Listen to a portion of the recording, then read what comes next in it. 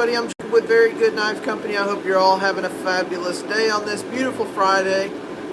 I'm ready to get to work on these handles right here. If you guys have followed me at all on any of the lives, yesterday specifically, I did a whole bunch of finish grinding, flat grind blades. So those knives are what I'm going to be working on today. We've got a first strike, full flat grind first strike. Then we've got a walkabout. This one's got red micarta with gray liners. Those two are Nitro V. We've got a Revelation, black with red, or red with black liners. 80 CRV2. I've got three Hawks, one in green. One's got black with red liners. The other one has blue dark matter fat carbon with blue liners. Then I've got Nat micarta with green liners on a tradition there. We've got a Rambler blue with red liners, Nitro V, they're all Nitro V. Another Rambler just blue, no liners. Then I've got two Adventure 80 CRV2 in Nat. Hey Gabe, how you doing, bud? Hey Manny. And then I've got two Adventure Juniors in Nitro V, one green and one Nat. Every single one of those knives that I just listed off, they're all orders, every one of them. So I'll be checking that many off, 14 of them in total. I was hoping to get to those Signature Series. I feel like I'm just getting behind, but I'm doing pretty good, I guess. My production rate has slowed just slightly. That's what happens when you don't have a shop at home. So I've got a brand new 60 grit belt. I'll be turning the vacuum on and it's going to get kind of noisy, but we're just going to run with it. Get started on these.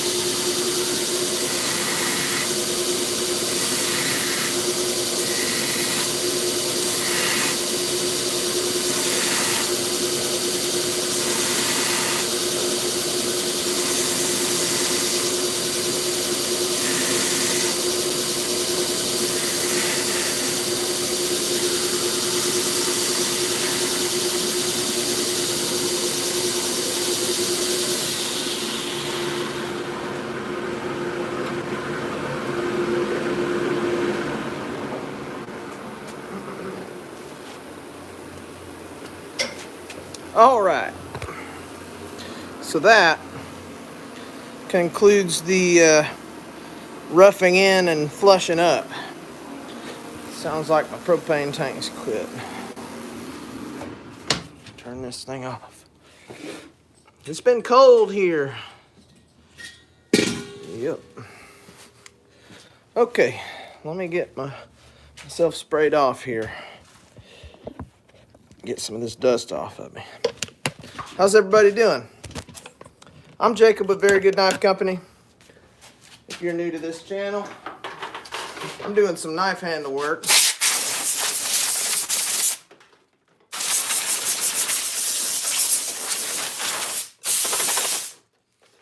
And we've just gotten through the roughest part. Pun intended. So what we're going to do now, we're going to swap out, that don't need to be there, we're going to swap out the platen and go ahead and go to a 120, and then we'll step it up to a 220.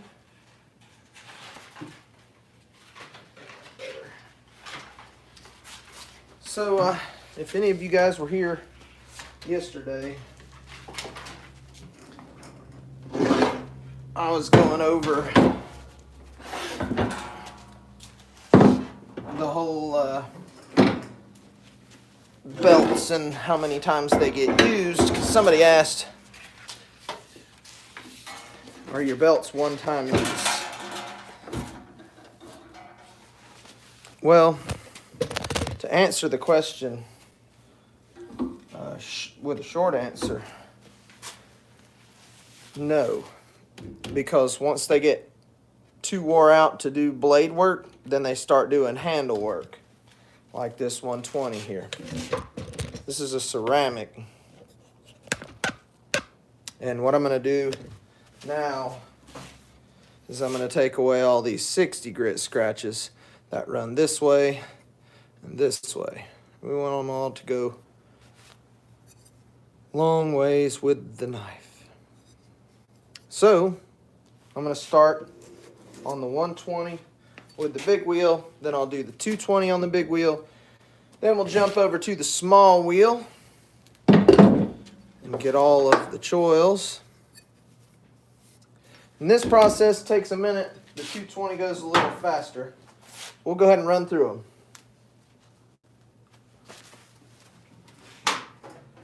them. Actually, before I get started, I've got two blades here, two Adventurer Juniors that are 80 CRV2, and the only way to tell now is by the spine where they're still black from heat treat. This one is shiny. It's Nitro V. So once I grind this off, I'm not going to be able to tell. So I'm going to put some tape on the one in Nitro V and make sure I don't get them mixed up. Because those two 80 CRV2 ones go to the same person. This one is also an order, different person. So let me put a piece of tape on it. Now normally I don't tape blades when I'm doing this process. And there's a lot of people that do tape blades for this process. The reason I do not is because the tape will actually just trap steel shavings and all kinds of other junk, which in turn can lead to scratching it, which is essentially what you're trying to prevent by putting the tape on. When you go to pull it off, if you've got a whole bunch of tape on it, especially up in here around the handle area, there's probably junk in there. I just don't bother with it, because the last step that I do with every knife is Scotch-Brite surface conditioner, and it cleans everything and it makes it nice and bright and shiny. Any unevenness on any surfaces is completely blended. Everything looks good and clean. So there's no real reason for me to tape them, but like I said, this one I'm going to get it mixed up with these other two, so I'm going to go ahead and put it to a marker. Now I have one other Adventure Junior in Nitro V as well, but this one has a lanyard hole and it's green, so stands out on its own. All right, let's get into this 120.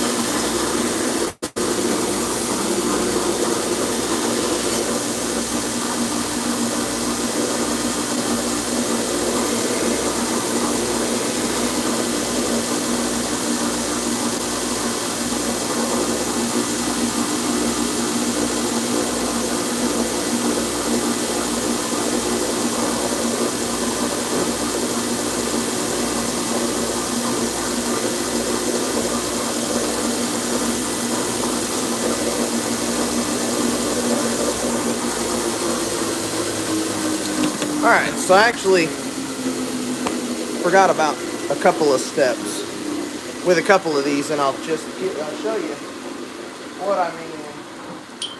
So sometimes when I'm doing liners, if I can, I'll use, if I'm doing liners for a thicker handle, which uses 1/4 inch material, I use 3/16 micarta and a 40 thousandths liner. And that'll bump it up to a 1/4 inch from 3/16. Sometimes I just don't have 3/16 and I just got to cut down the 1/4 because this is too thick. It's just too thick. It's not going to fit in the sheath mold, and it's just not going to, it's just going to be a little thick. So these two specifically, I'm going to go ahead and take to the router. Now up at the very front you can see that little step. When I faced the handles, I actually cut them too deep. That way I would have a mark to cut it down to as far as thickness goes. The other thing that I have to do right now before I continue is I have to finish the guard, finish fitting the guard and the spine on this first strike. So I'll go ahead and start with, let's go to the router over here. Take you with me. So let's get this portion over with. That way I can move on. So It's nice and messy over here, isn't it? I have been doing a whole bunch of knobs, so I'm going to go ahead and swap my router bit. Normally, I don't show this kind of thing in live, but this time I am. And I didn't show any of the other steps that I did with these before the handling either. The whole reason I don't start the live on this kind of morning is because I have so many places I've got to be. I just bounce around between the drill press and the grinders and the band saws, and it's just a pain to try and move everything around. So I just take and get them all the way down to where I'm cutting the heads off of the Corby screws. That's where you guys came in. So what I'm going to do right now, in case you're just now coming in, is I'm going to take and step this micarta down because it's too thick. You can see there where it's been stepped down. I'm going to do that all the way around, and then what's left in the center, I'm going to grind that down to meet the rest of it where it's flush before we move on through the rest of the stages, because this has to be done. So I'm going to set my router depth too deep.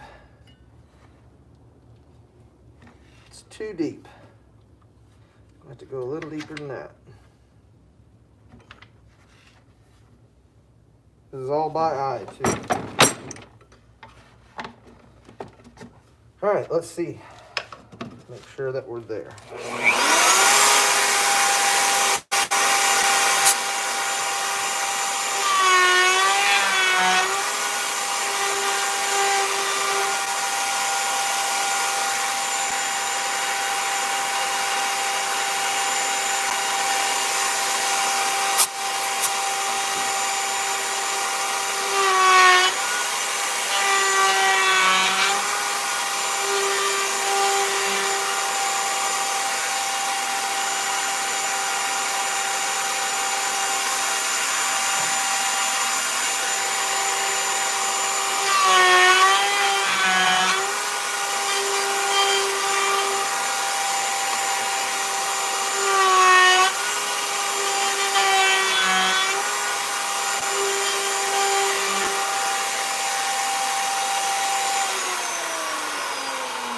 So there we have it.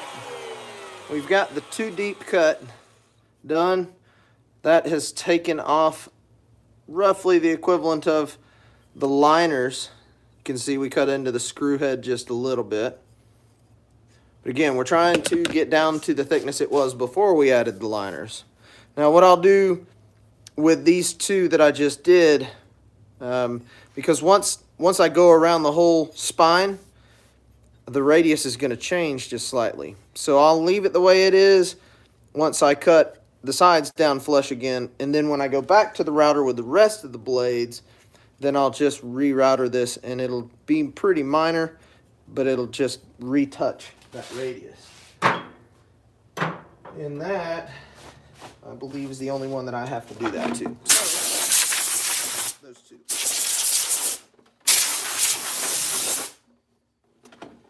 Now, before I leave, I know better than to ever leave the router bit too deep, because I will forget about it and bring a really nicely close to finished knife over here and screw it up. Done it just a couple of times. So we'll go ahead and reset that back the way it needs to be. Come back over here to the grinders.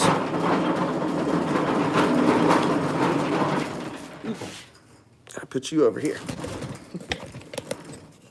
I don't know. So now we just got to take this all back down to flush on these two. And I'm actually going to go ahead and finish that first strike guard fitting as well while I'm at it.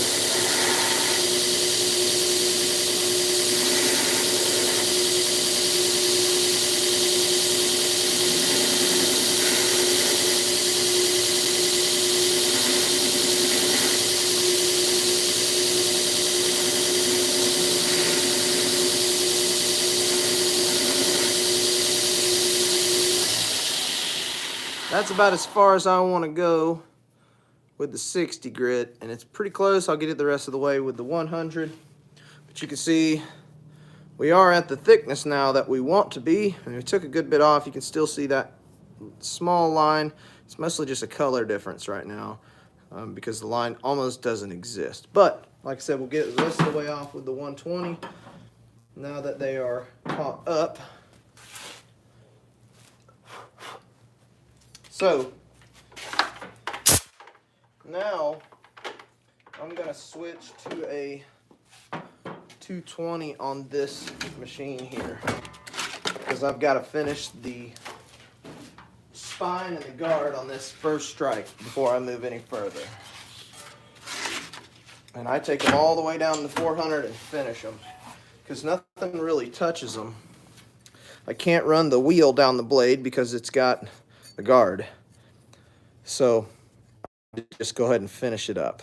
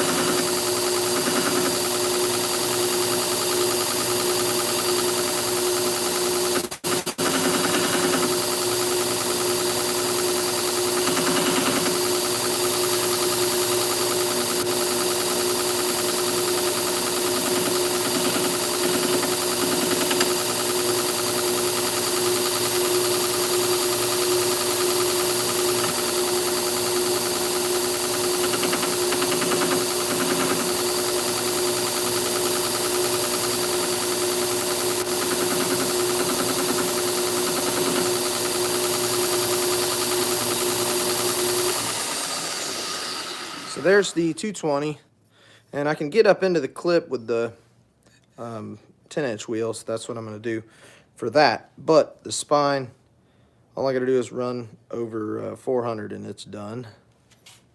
Grab a 400, and we'll go ahead and finish it.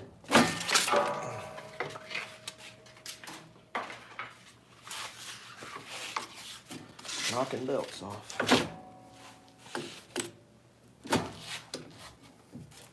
Okay.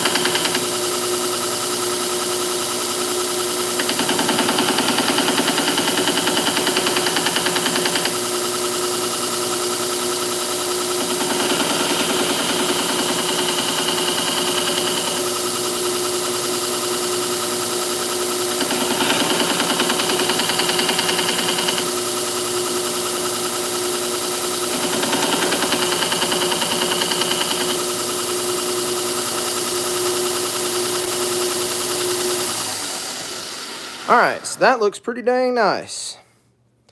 That's our 400 grit finish on the spine and at the faces of the guards. Everything is super just nice and tight fitted.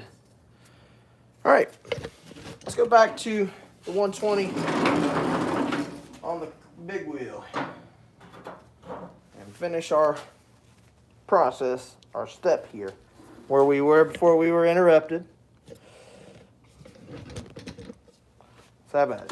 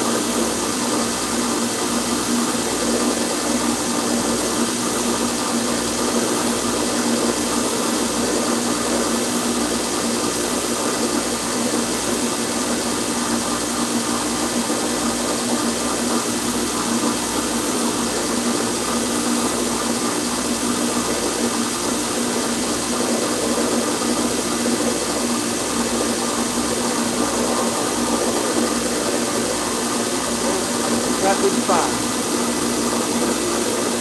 Get ahead of myself.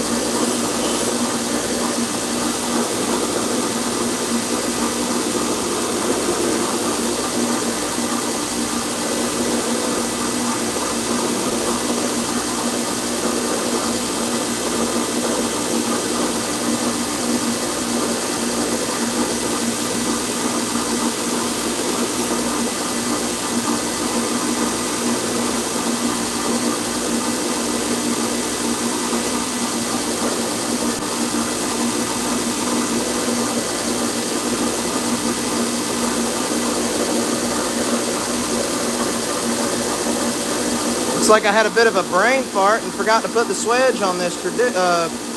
Jeez. Revelation. Do that. I got the right belt on.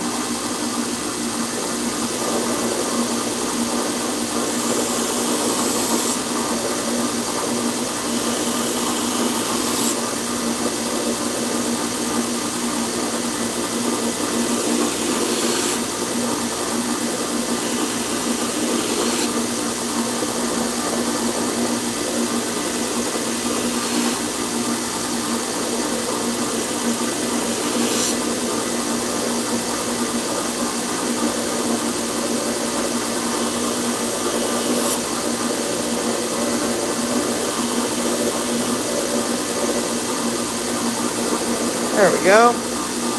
Nice, pretty sled. I'll finish that out with the 400 when we get to it.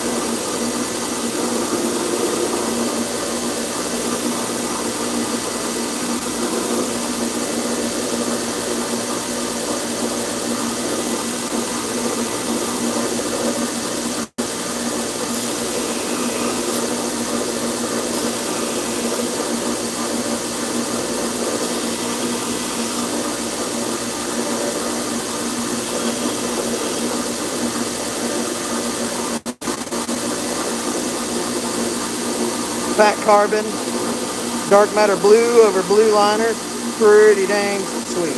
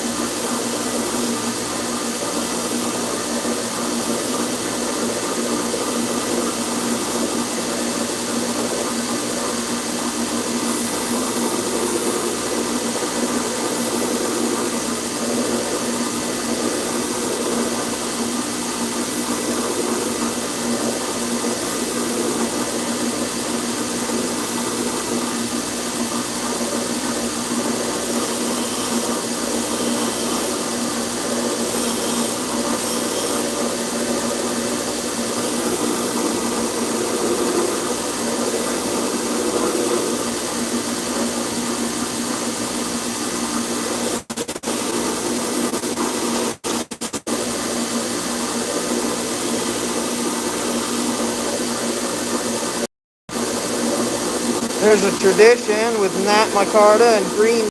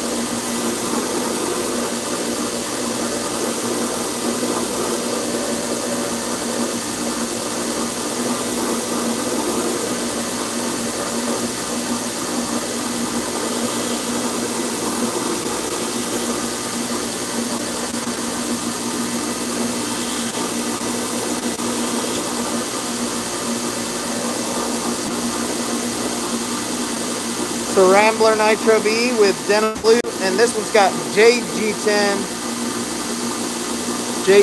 liners. They're going to be hard to see until it gets clean. Until it's almost done. Now this one, Nitro V Rambler, same denim blue, but this one's got red liners. You'll be able to see it.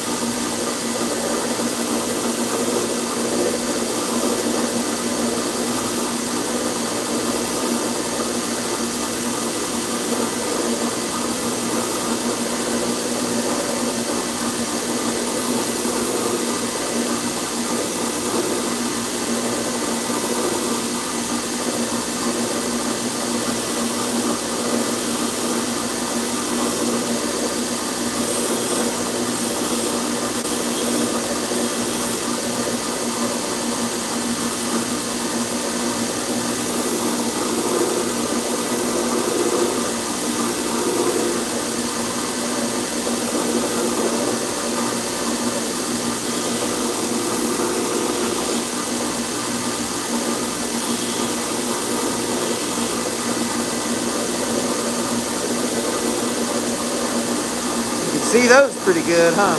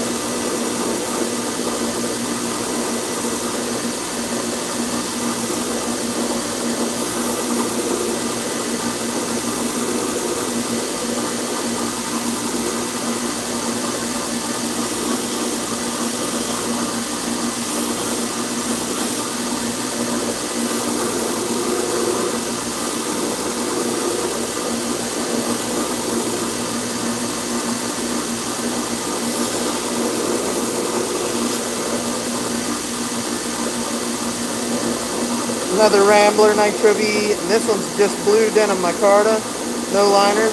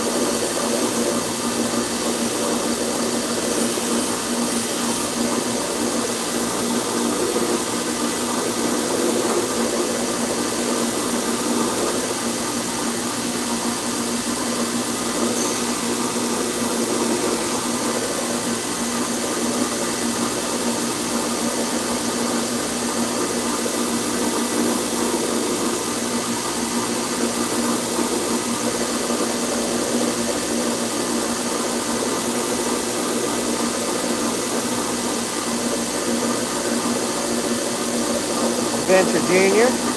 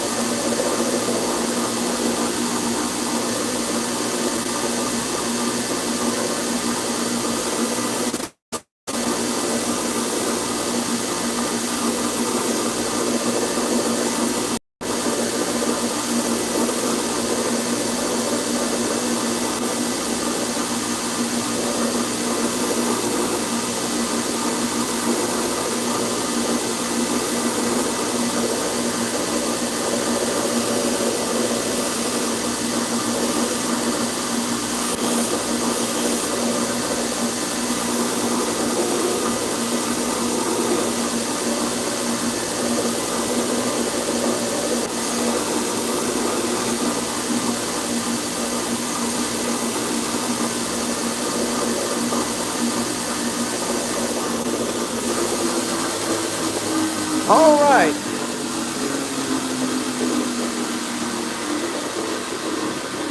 That step is concluded.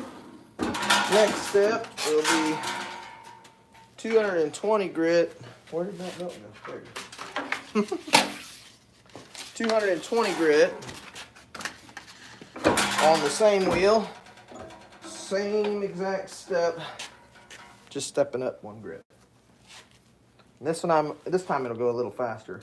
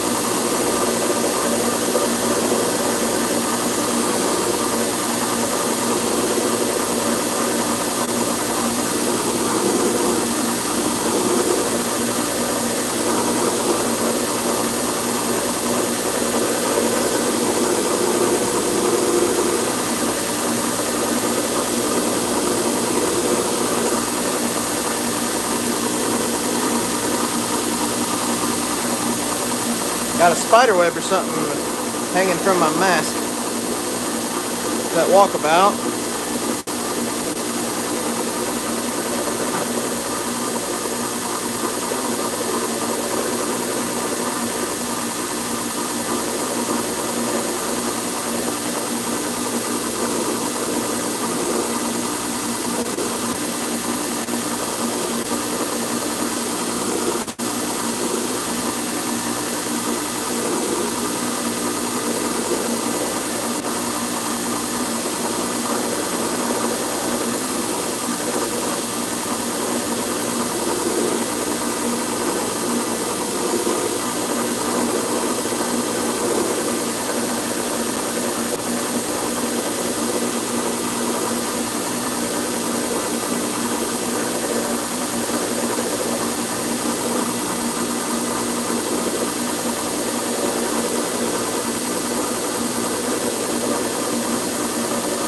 Halt.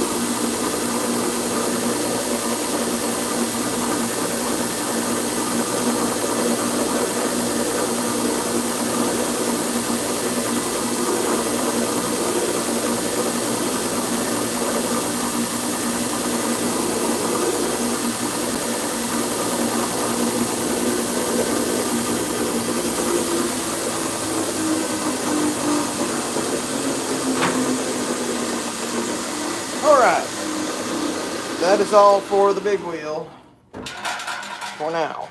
So we're going to move to the small wheel. This week's run has been a mess.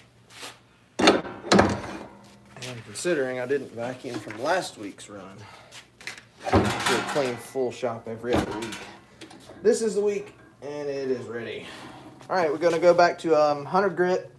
We're going to get all the choils, all this stuff right here, because everything else is this nice pretty finish, and this right here has still got that 60 grit junky old scratch finish. So we're going to go run through all of them in 120 and then 220. This step goes pretty fast because the only thing what we're doing is up underneath here. Then we'll go to the router right there after that.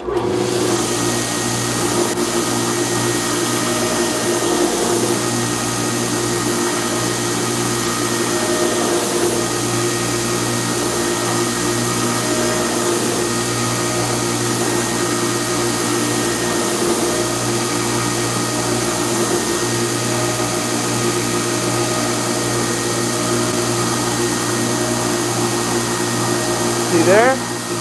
Nice and clean.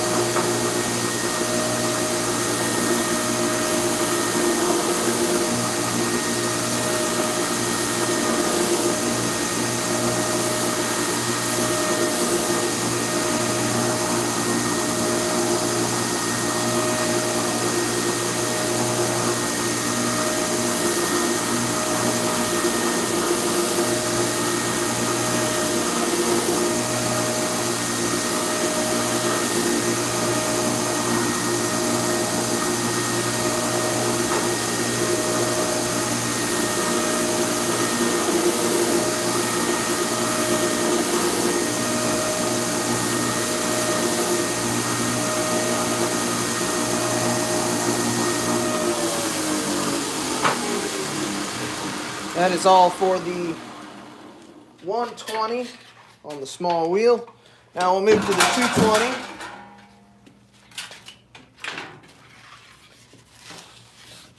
And then we'll go router.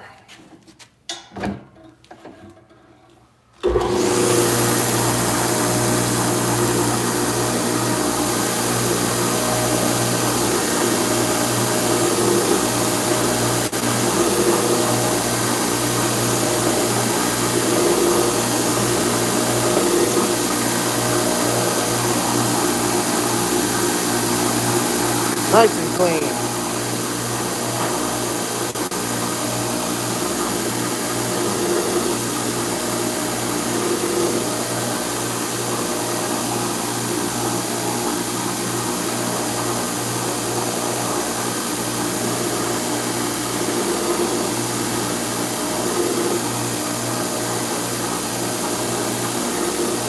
There we go.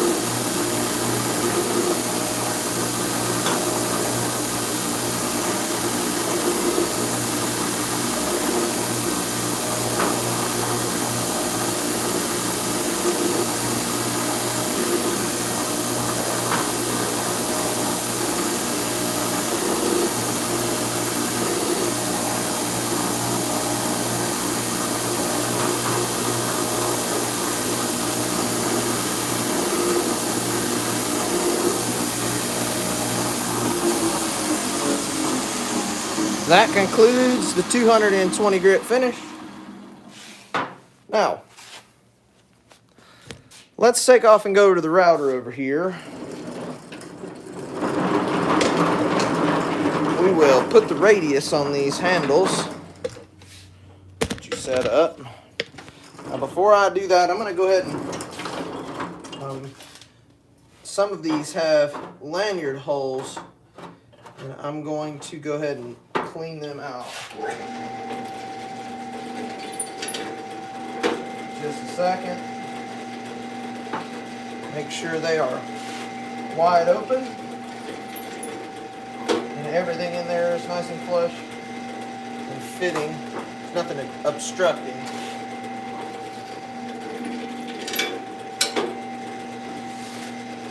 I'm sure you guys can't see much. This will be done in just a second though.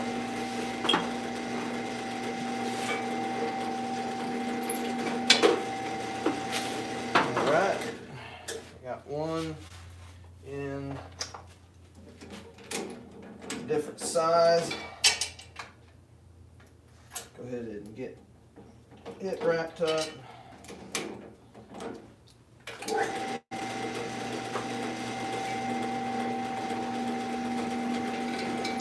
Alright, there we go.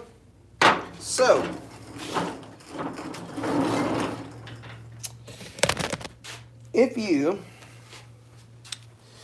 how can you reach me? Email me, verygoodknifeco@gmail.com. If you can't remember that, that is easy to find at verygoodknifeco.com. I think I have a link in the bio. That right there. This is a first strike with that Nat micarta This one is actually flat ground though. Most of them are, well, all of them are hollow ground, and I'll continue to do them that way. I'm actually going to do a run of these in 5/32 stock. This one is 3/16. They're normally in 3/16. But I have some 5/32 stock this size that I need to use up, that I don't use for anything else. And I'm going to flat grind them. All these ones that I'm doing here are orders. And I'm going to go ahead and router the handles now. Put the radius on now. If you guys were here just a little bit ago, you would have seen me cut these down, these two, because they were too thick once I added the liners. So they are radiused already, and the reason they are is because I cut the radius in too deep to give me an even line all the way around to cut down the handle thickness too. Also, it takes it down everywhere but the middle. It leaves me with only the middle to take down. And the way I do that is by setting the router depth too deep. But what I was saying is earlier that I'll have to re-router them, and I will definitely have to do that here, because you can see the reason why I don't router and cut the radius before doing the 220 all the way around is because it changes the radius. You can see that flat part right there where the belt touches is too wide now, and the radius should come all the way down and just about meet the tang. That's no problem. Of course, we'll just rerouter this one, but little explanation. I'm seeing some comments pop up. Thank you. Who did you hear about me from? My steel quality is about as good as it gets. I'll be totally honest with you. I think Buderus makes some of the best steel on planet Earth, and that's who makes Nitro V, exclusively for New Jersey Steel Baron, which I have been using since Aldo's beginning, back in like 2010 or 12 or 13, somewhere in there. It's been like 13 years that I've been using the same steel supplier. I've also developed the same heat treat recipe for just about that long as well for ADCRV2. So I've got my steel down, I promise you. I'm pretty confident in it, I'll say that. 15,000 knives ought to have you that way. So I'm going to make sure that my depth on the router here is not too much, and I don't want to have to go over them, because it will overcut and leave a line on the inside that I don't want. So I'm just going to make sure that my router edges don't touch, but I want them almost touching. That's a little much. And this is slightly tedious as well, but just to get the setup right. Now, I'll have to switch router bits as well throughout this process, because I have 3 different reasons for 3 different ones. This router bit that I have on here, 1/4 inch round over, and that is for 1/4 inch handle scales. That fits all the bigger stuff. Then I also use a 3/16 round over, and that is for 3/16 handle material scales. So I'll have to swap to that, because I've got 4 knives with 3/16. And then I also have one in fat carbon. I have a special fat carbon bit. So let's go ahead and let me put my mask back on. And then I'm actually going to check this first.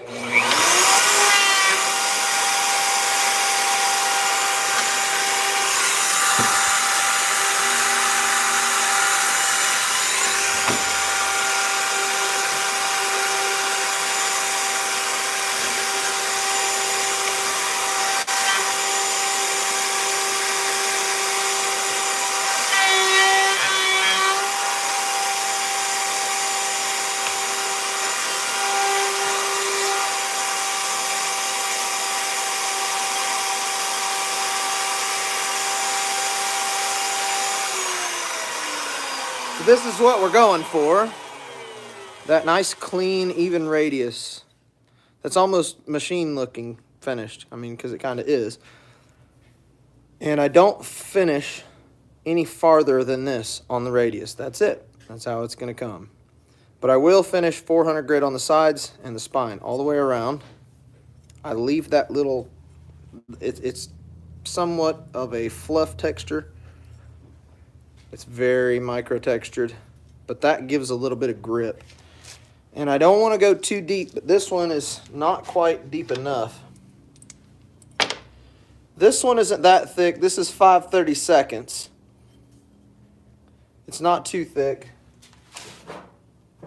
This is 3/16. It's a little thicker. So it's not too awful thick, but it comes down to about 15 thousandths behind the edge. So they're nice and thin hollow ground.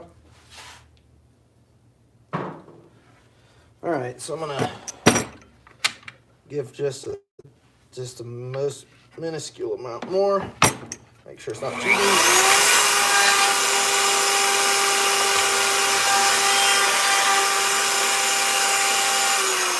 All right, that is exactly where I want it. So what I'm gonna do now is go ahead and run through the rest of these. It's gonna be noisy for a second, but I'll only have a few at a time. And this thing makes a hell of a mess, so I'm gonna go ahead and put the old board on the front, try and keep it from blowing back and into my face.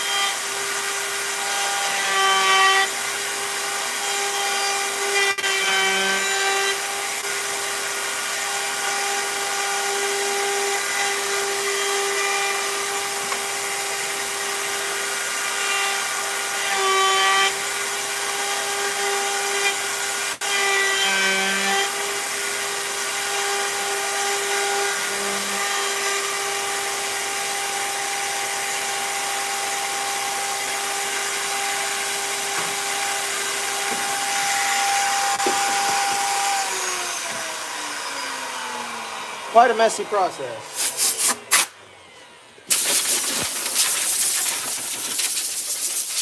Messy enough. All right. Got to swap router bits here. Go from the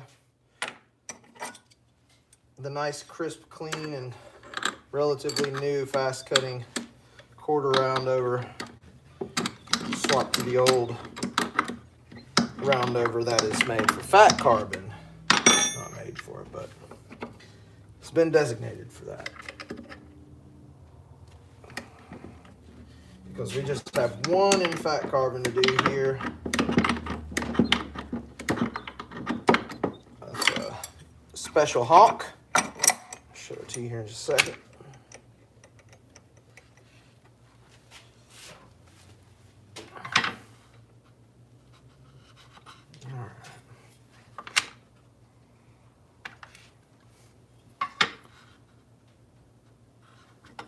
So, here's that Hawk. This one's got dark matter fat carbon, blue, and then blue liners. Pretty awesome. Let's check this deck.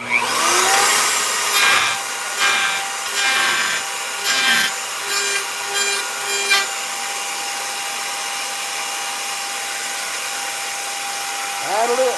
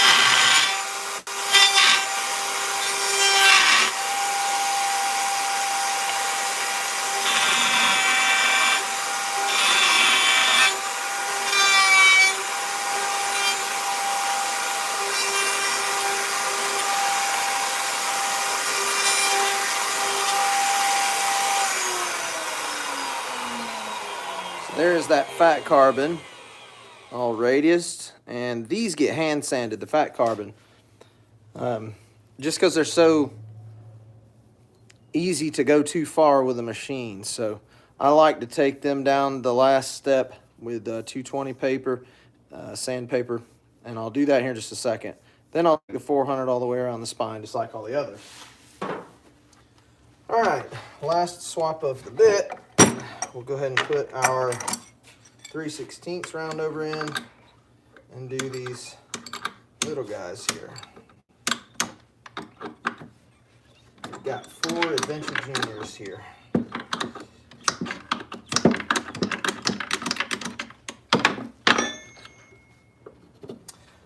And I'm sure you can tell how wore out and how slow that bit cuts by how much it screams. And that's because fat carbon and G10 and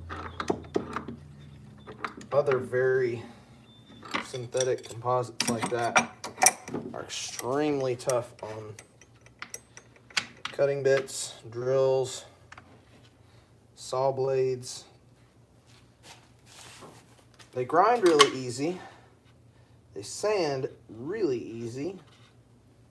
They're a pain in the neck to run through anything that is hard.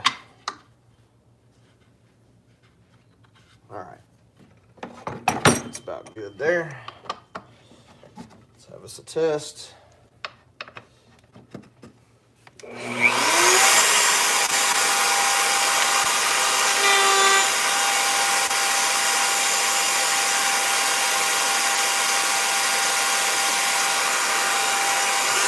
Little deeper.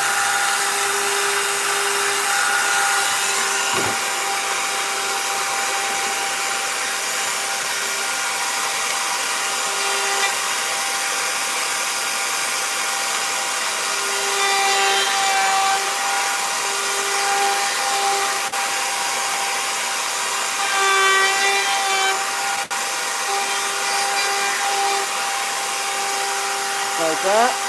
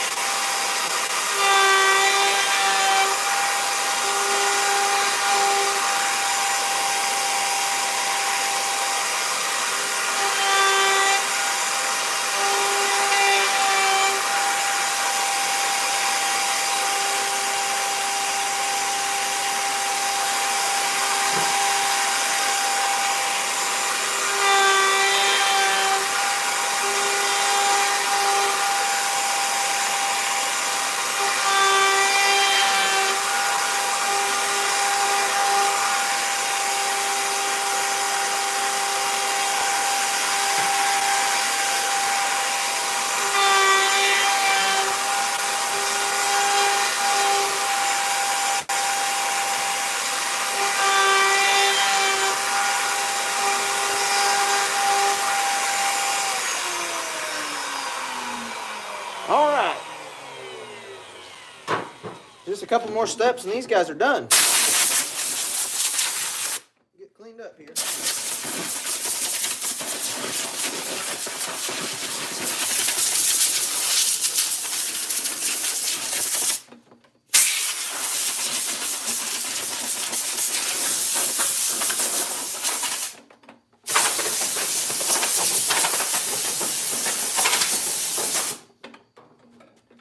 Okay. Now let's have us a little chat while I work on getting this knife sanded up. I'm gonna do some hand sanding right here in the vise. First, I gotta go grab me some supplies.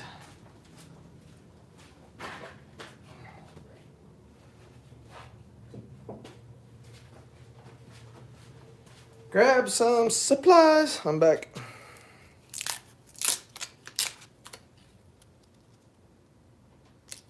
So I use a 220 adhesive backed sandpaper for hand sanding.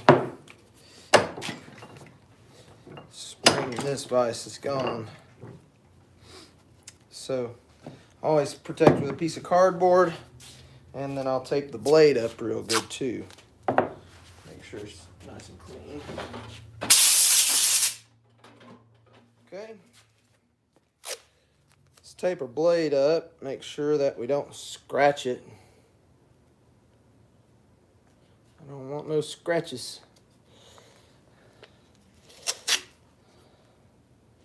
And now the fat carbon is slick no matter what way I finish it. So for me, it's best to just go ahead and finish it nice. And if you guys have been following VGKC for a while, you know that I was finishing all the handles with a hand sand finish, and then they got finished the same way, so you couldn't really tell. Thing is, people wanted the extra grip, so I just quit hand sanding the radius after router like this. I just leave the radius with my Carta because the texture that the router gives is probably the most perfect little micro texturing aside from sandblasting it, which I have a sandblaster sitting right up underneath the bench right here I'm working on.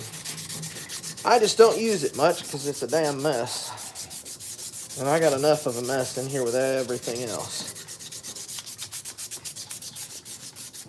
So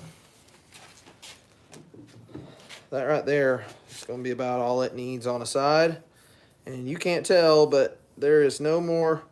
You can see that line right there where the radius ends and the flat begins. And it's a super crisp, nice, clean line. Now on my Carta, it looks really good. Even looks good on this, but it feels better on this when you go ahead and hand sand it.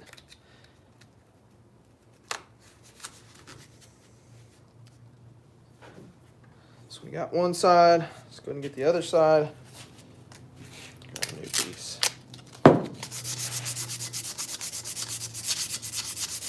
Now don't worry about getting underneath the handle too much.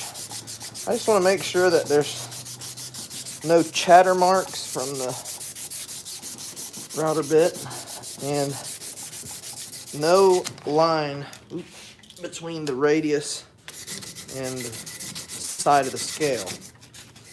That's all I want for this fat carbon right here.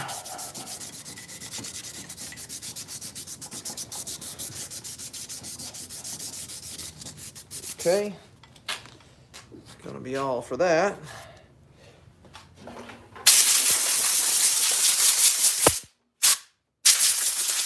I got my hand filthy.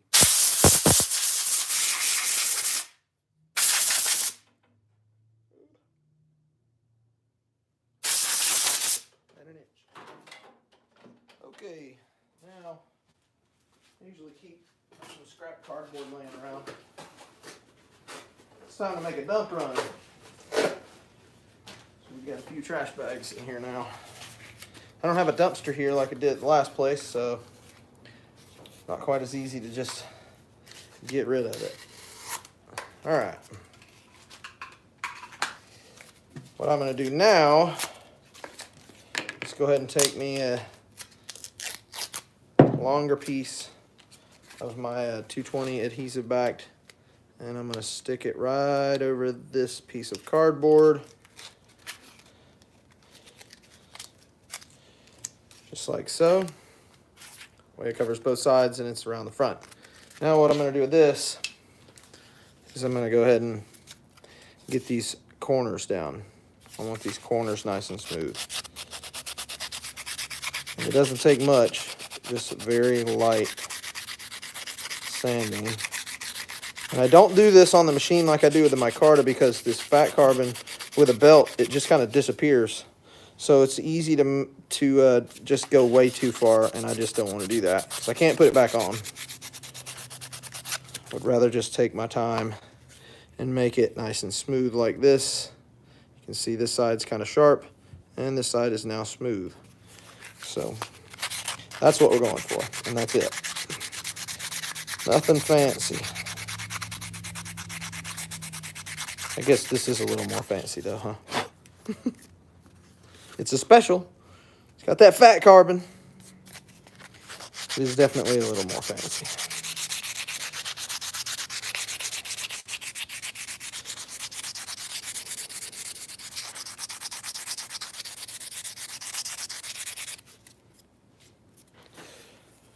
See, there's the bottom, and you can see the difference in, well, maybe you can. This one is a lot more sharp, and it has not been cut down so much. This one has started to seem good Lord, I've lost my train of thought.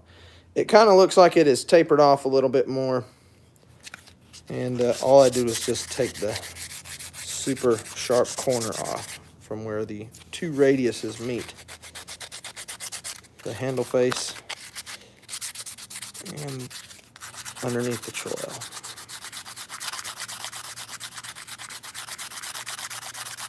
Could talk to you softly like some Bob Ross kind of thing. This is your knife. It can be whatever you want it to be. Because we don't make mistakes, just happy little accidents. Look at that. Coming along nice now.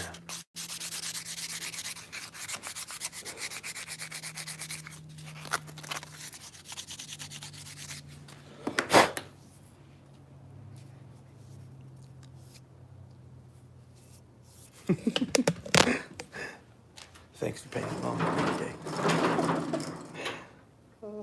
I used to watch a lot of Bob Ross. Just because. Sure did seem happy, huh? Alright, so I don't really like to keep tape on the blades while I'm doing a whole bunch of grinder work, because stuff will get up underneath there. I do have tape on one of them because I have 3 blades that are alike. They have they're the same model, same handle color, and 2 of them are ADCRV2, 1 of them is Nitro V, so I cannot get those mixed up. See all that tape, glue, and junk on there?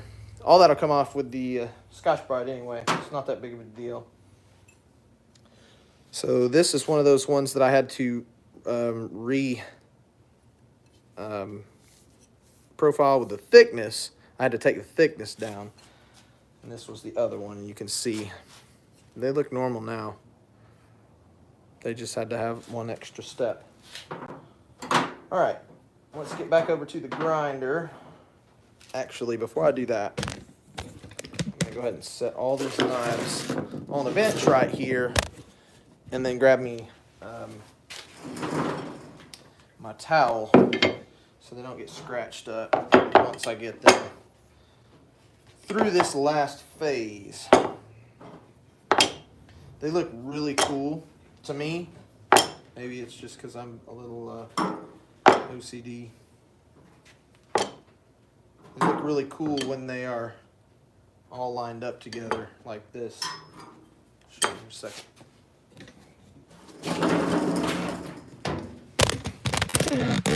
They look pretty cool, don't they? All right, let's grab that down.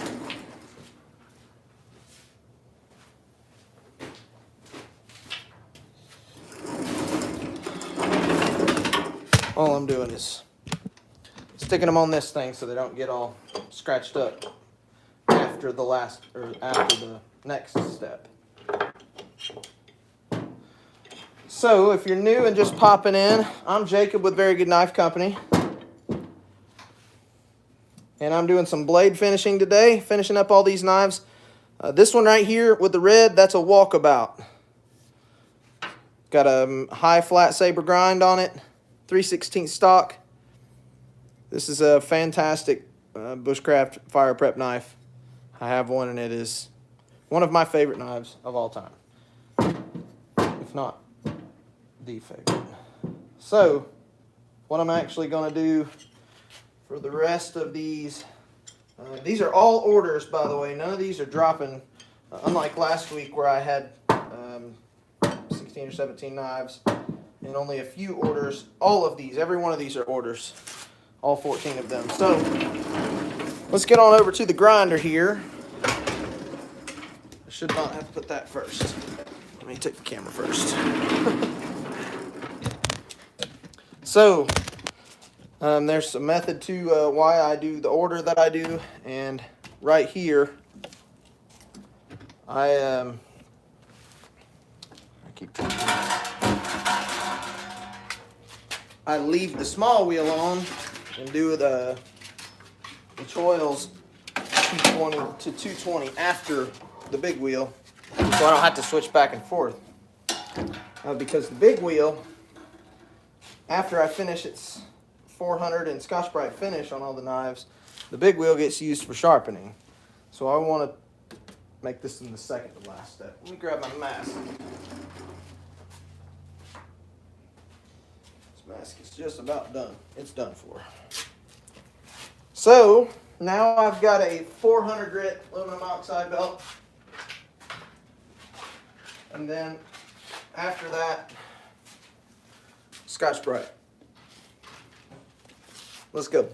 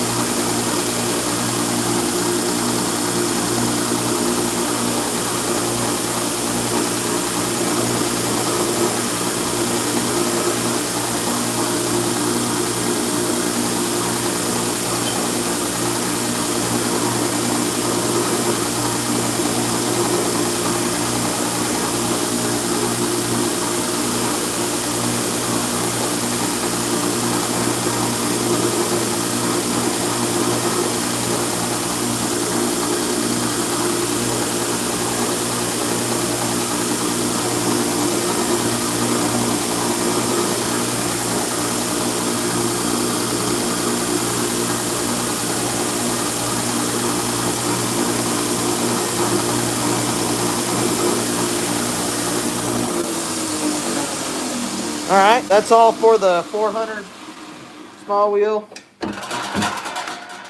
Swap it out for that Scotch-Brite.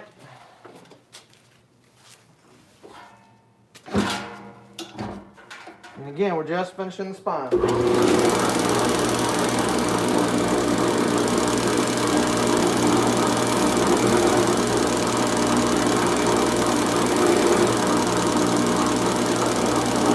Final finish on the spine. Pretty.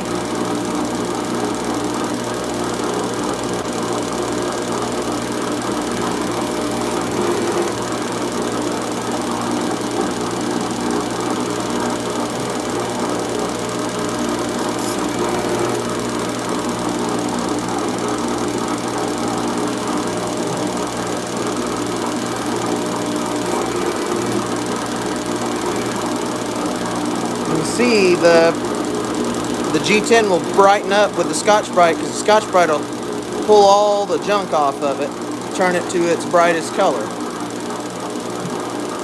Now with the fat carbon, I actually take the Scotch-Brite all the way around it to do the same effect.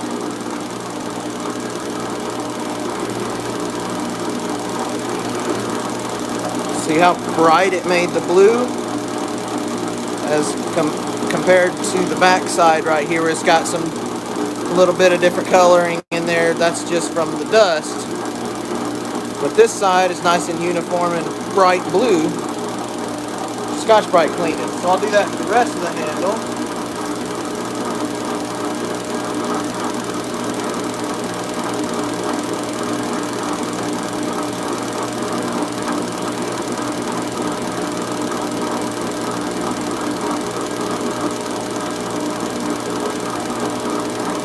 Now I'm just getting the radius up underneath with the small wheel, so I can't get in here with the big wheel.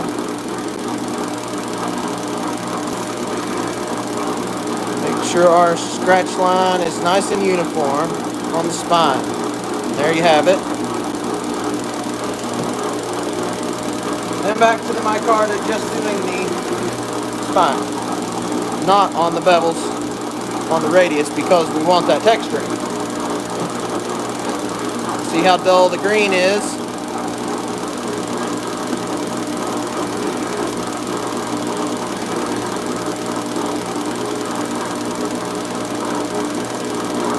Then when I hit it with the Scotch-Brite, it brightens right up.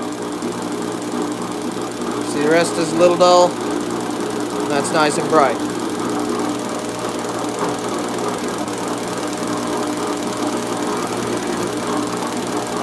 This has got jade G10 liners in there. You can see them, but they're going to be a little harder to see and really pop until this gets some oil on it.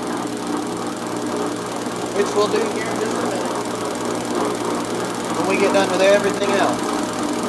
I say just a minute, it's going to be a little while. There's that red liner. See how bright it is?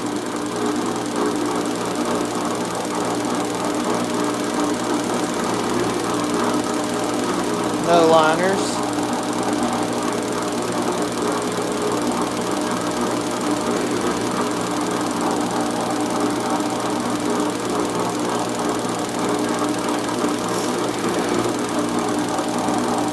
Isn't that a nice finish? I think it is. Nice enough for me.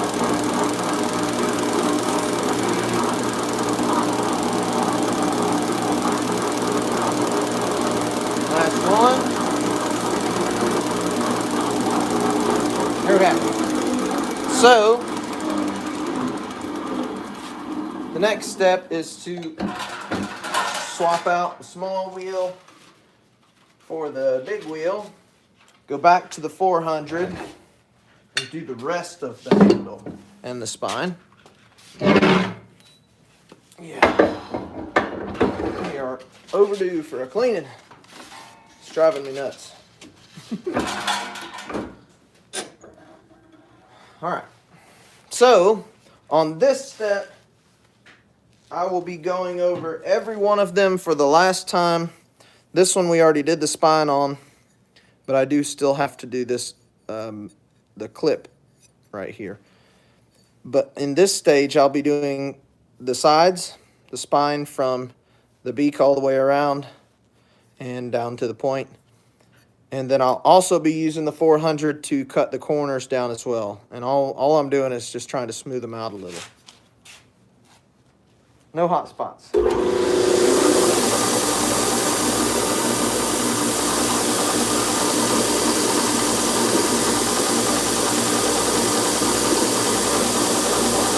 So there's our 400 finish. That's 220. Pretty nice. Not the same though.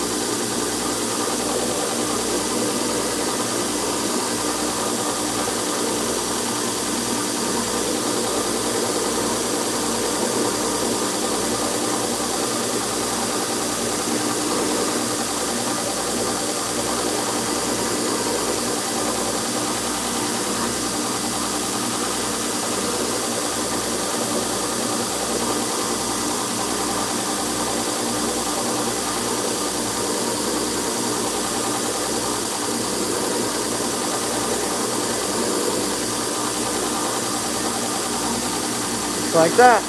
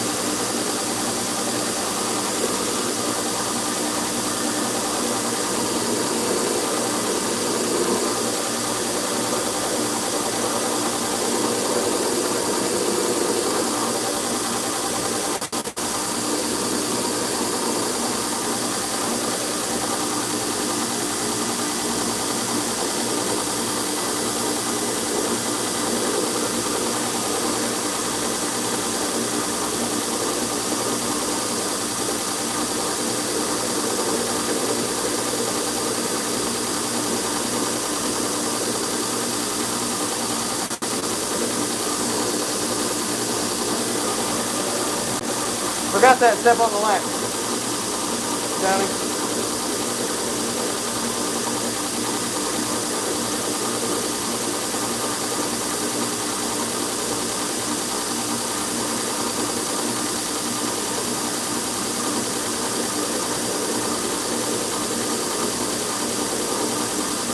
Alright, there we go.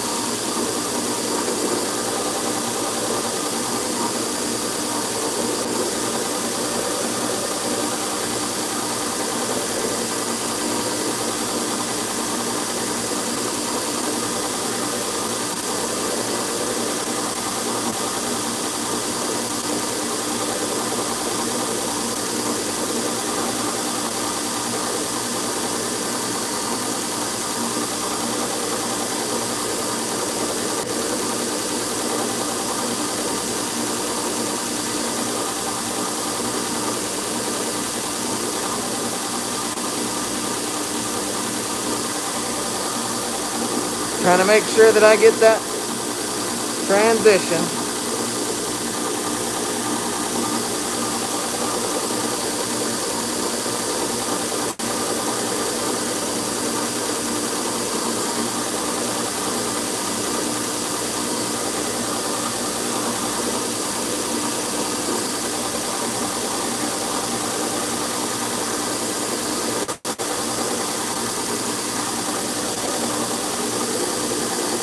Go.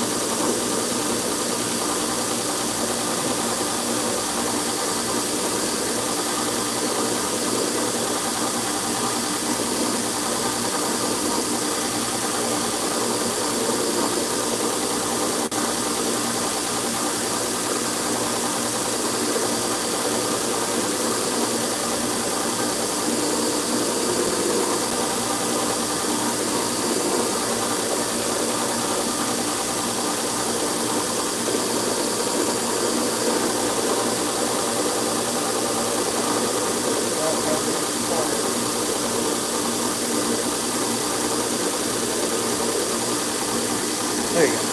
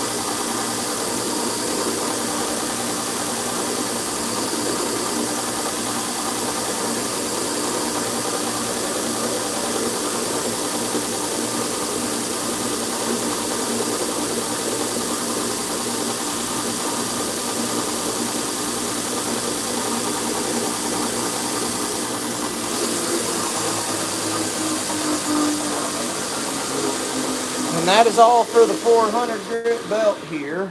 Now we're going to take the Scotch-Brite to the rest. What time is it? Almost 5 o'clock.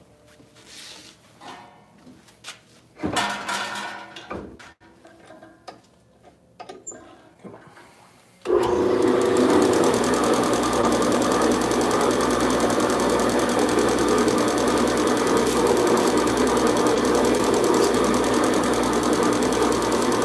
Get the spine, the sides, and the corner.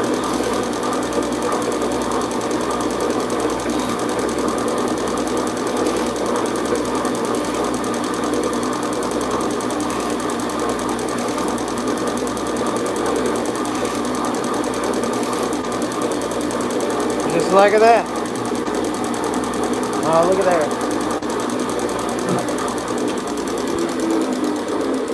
I still forgot to do that clip spine. So let's do that. Go ahead and do that.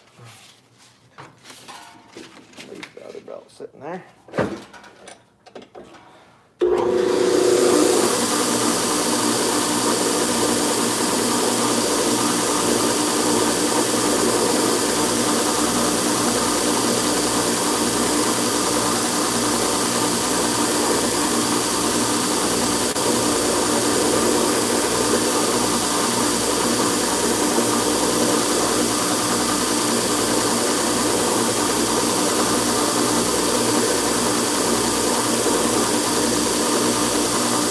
Go.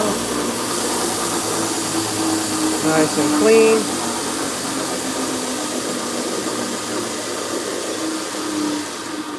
All right. Enough of that detour. Oh, we'll do for a clean. These Scotch-Brite belts kind of grab all kinds of junk off of the bench. And this one just did. It just grabbed a whole bunch of junk. Oh, I gotta get it cleaned. Oh my goodness. Okay, now let's finish.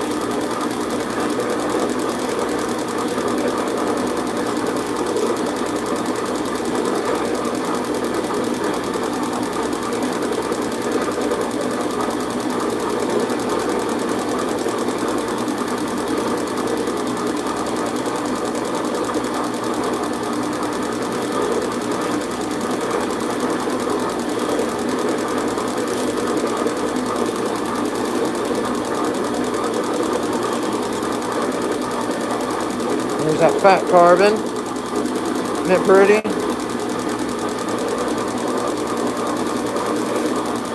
Try and touch the faces just a little. There you go. Cleaned up.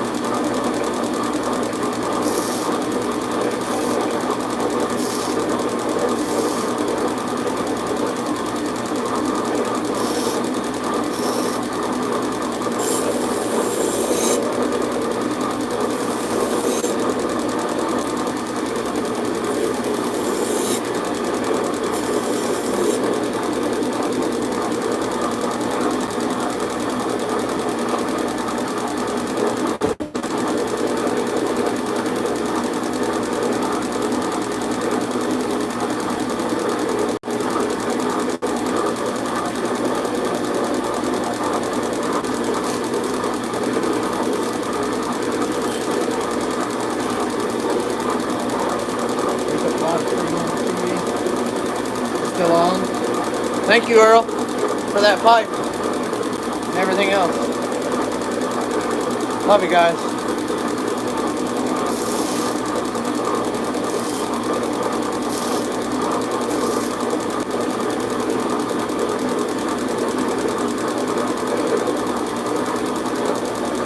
So that first or that tradition here is complete now. It's finished. It's just got to get sharpened. But you saw me run the Scotch-Brite on the bevels. That's because this is the only hollow ground that I have here. This one was actually a residual from last week. I've set it back so I can finish with all these others because I have this one and 2 others for 1 person. But anyhow, all the others have got to be Scotch-Brited on the bevels, but they don't get it on this wheel. They got to get it on the flat plate. So I'll have to swap it on the other machine first.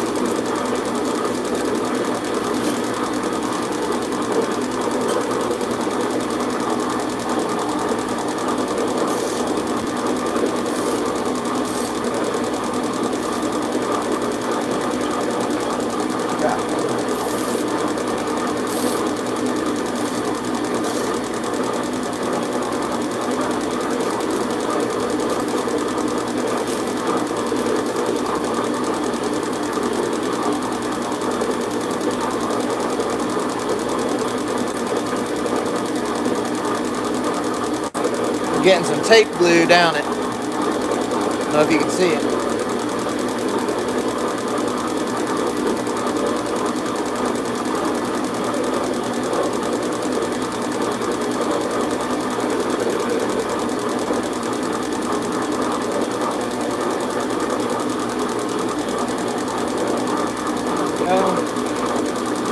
Now, before I finish this one,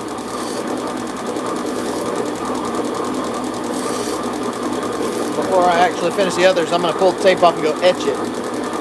Because remember, this one's different. Can't get it mixed up.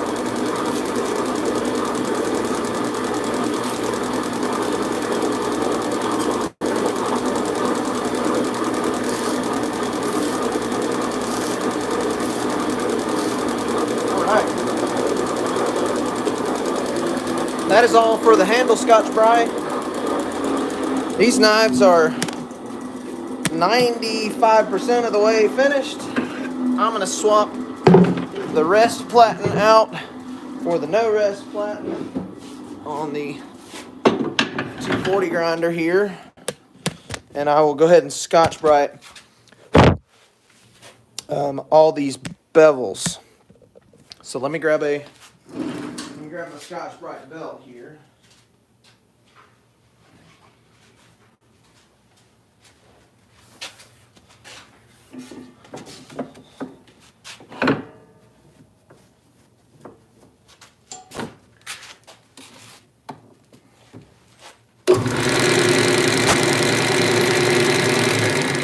Now I got a big old mess right here, so I'm going to turn the vacuum on for a second.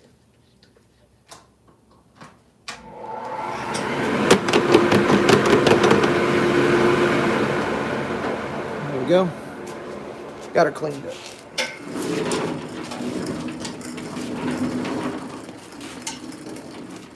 All right, so, oh, that one I missed. The underbelly of the spine. See this guy? Fix that right quick.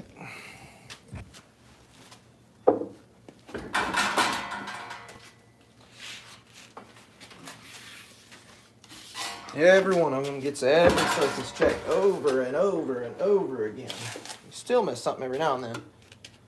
But as long as you make sure to go back and get it.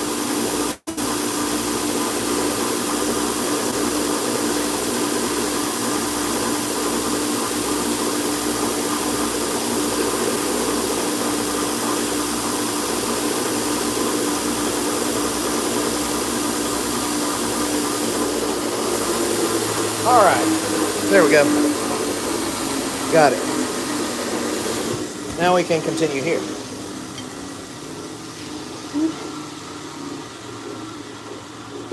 Ew. Excuse me. Yes, ma'am, I do. Thank you.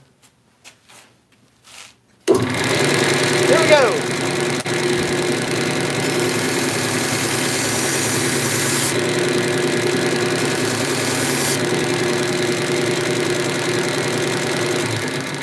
Show you why I do this. Not only to just clean all the other junk off, but there is the super extremely bright Scotch-Brite finish, and that's the 400 finish. Now it's bright, but it's not as bright as this. That's why.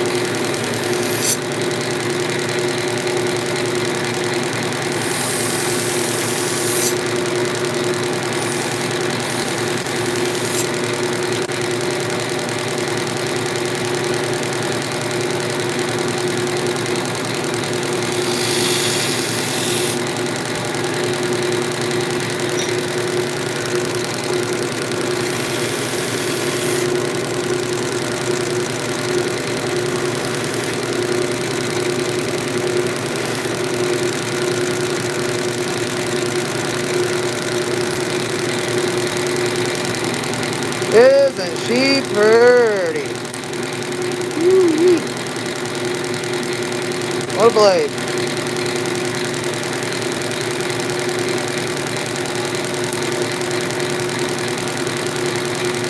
Not doing handle, ding dong.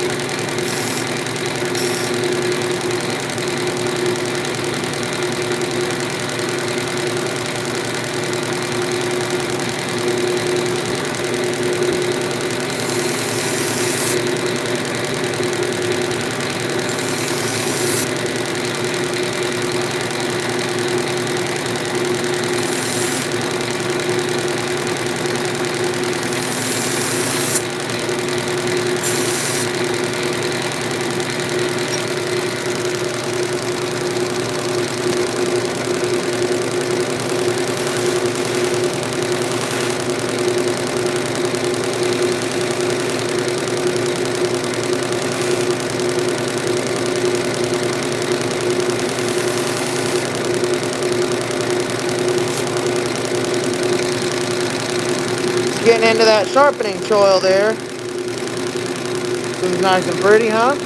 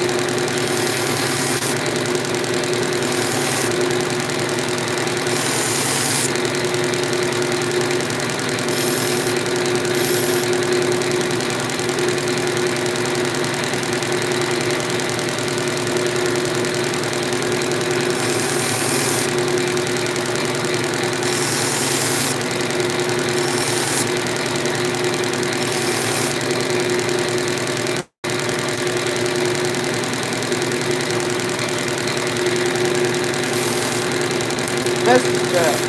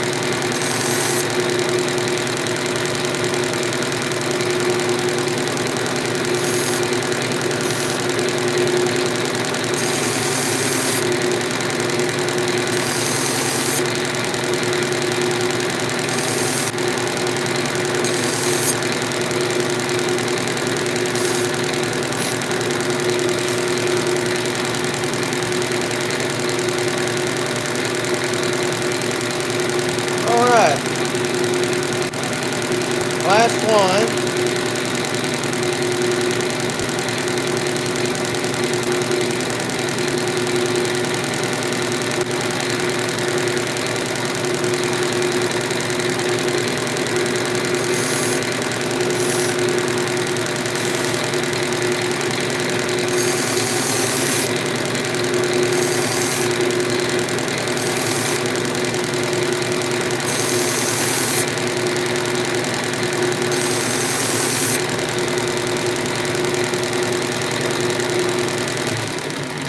Now it's important that I don't get this one mixed up with these other two. So what I'm going to do is I'm going to go ahead and set this one on the bench over there. even though I still haven't sharpened. Matter of fact, you know what? I'm going to sharpen this one first, then set it on the bench over there. Phew.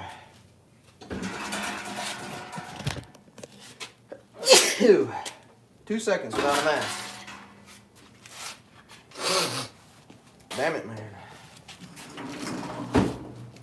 All right. Grabbing some sharpening belt.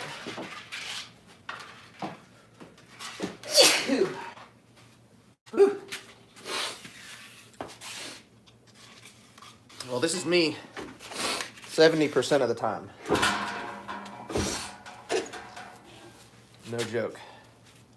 All right, so we've got a slightly used 400 grit belt. Then I'm going to attach my sharpening rig. Now, if you guys are new here, I made this based off of the Tormach system, which I am not the biggest fan of. At my last shop, we had a T8 and a T4. Absolutely wore both of them out. I've used the $500 damn diamond wheel. You know, I still just like a convex edge way better, and always will. Just the way it is. All right, raise this up just a little. We're taking off on the algorithm again, getting another little slight boost. So, for those of you who are new in here, I am Jacob with Very Good Knife Company. Thanks for joining us today. You have just missed the last 160 minutes, but you're going to be here for the remainder of the time. What I'll be doing for that remainder of the time is sharpening all 14 of these knives that I just finished up. So, stick with me and I'll show you how that's done. So again, I made this sharpening rig based off of the Tormach system. I would rather have a belt sharpener, but I like their angling system. It is definitely top notch. So I kind of made my own. This one can go up or down. It's just got a piece of threaded rod welded to this, bent over at a 90. This tightens up, and there's a nut on the bottom and top here. I have my edges set at about 17.5 degrees, and all of them get that, everything. That's the edge degree that I like, and that's what I run. So I run the slowest speed that I can run on my grinder, full-on turtle speed, and we're going to go with a just slightly used 400 grit belt. And I'll show you how this works. So I made this as well. This is the clamp. Again, it's just like the Tormach system. It's just bigger and longer for accommodating this machine, which is a, by the way, this is a KMG original from Beaumont Metalworks. I have a pretty good relationship with them. I've got 2 of them, and I like them better than any other grinder that I've ever used. If you guys follow me at all, you know that I've been in this a long time, and I've put my hands on a lot of grinders. I still think these are the best. Only am going through that because I've had multiple people ask every day what kind of grinder I use. So this is the clamp for the sharpening rig. And, ooh, it looks like I cut myself just a little right there. This is just a washer, a big giant fender washer that I have dished out. You see, it's not flat, it's round. And this right here is just a piece. It's got threading in the inside. It's threaded on the inside, and it can move up or down just like the Tormach. And it's got a fulcrum bolt, just like the Tormach, and then it's got a tightener. So I've actually stepped these out. You can see they kind of do this number at the very tip, and then I use a piece of tape around them to keep it from scratching the blade. That's all. And I have to change the tape out every once in a while.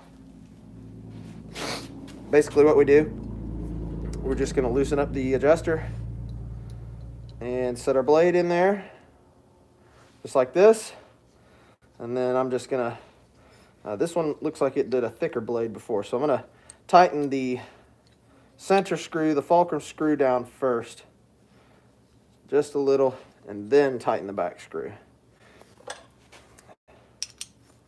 All right, just like that. Now it's in there, it's not going anywhere. Now,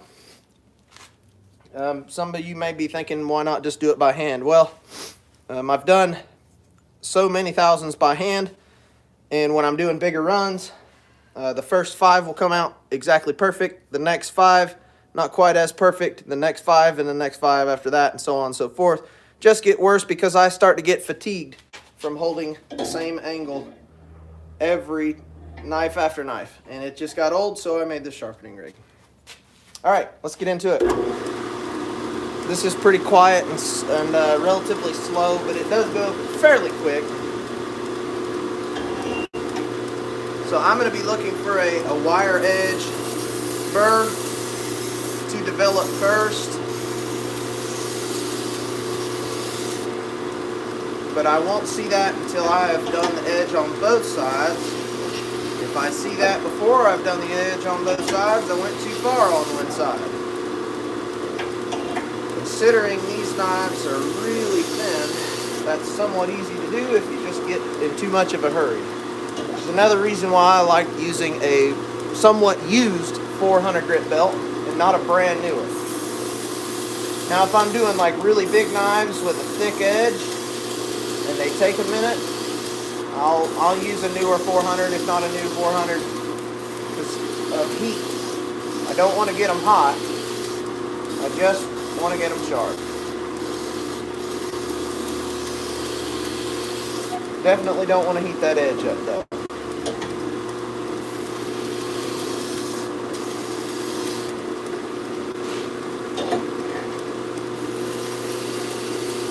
There's our wire edge. And it goes almost all the way. It's gonna be almost impossible for you to see, but right at the very tip there's about 1/4 of an inch that has not wire edged over yet, which means we are not there. Not quite. There we go. That is wire edged all the way down, so all I'm looking for is very even on the point and close enough to even on the hilt down in here, the end of the edge, beginning of the edge rather. And that is all. We're going to do every one of them like that, except this one I'm going to go ahead and set aside. This one was the one that we had taped that I didn't want to get mixed up with the other 2 that are identical to this but a different steel. So I'm going to go set this one aside. Be right back.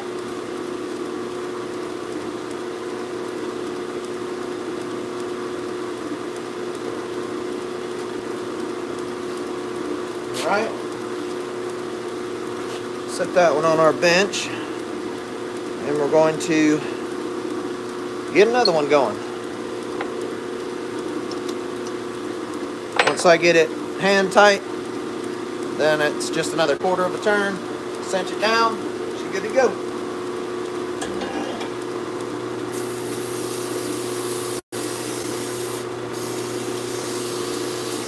Alright. I recall, I did not demagnetize this particular blade because I caught this one up from where the other ones were yesterday. So I'm going to do that right quick. Gotta go demag one. What happens is all that little fine grinder powder sticks to the edge, and then I can't see when I have a wire edge. Can't do that. Alright, there we go. Demagnetize.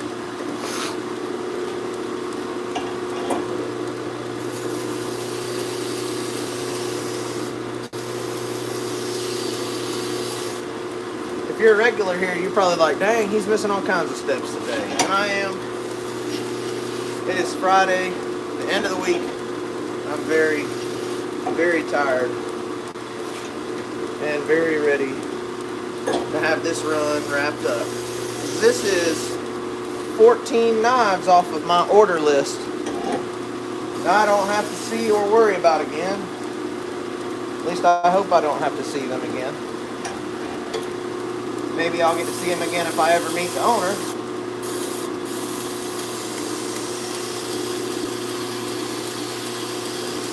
That is fairly unlikely for all of them.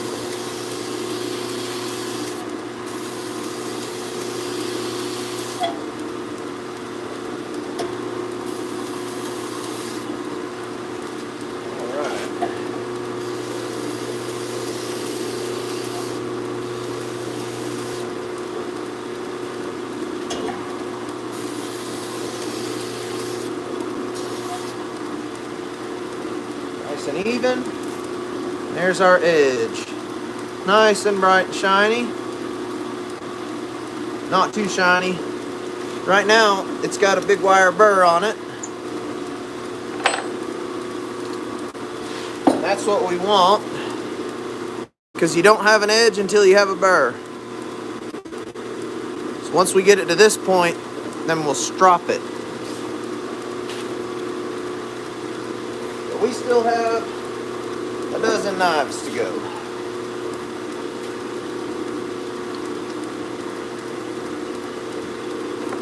Tighten down. Quarter of a turn.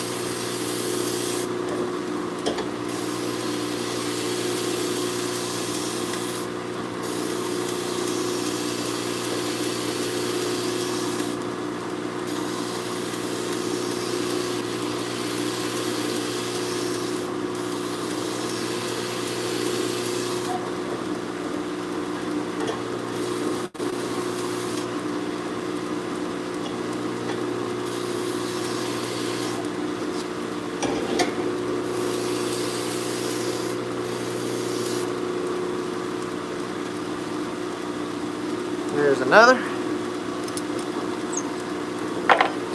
Edged up.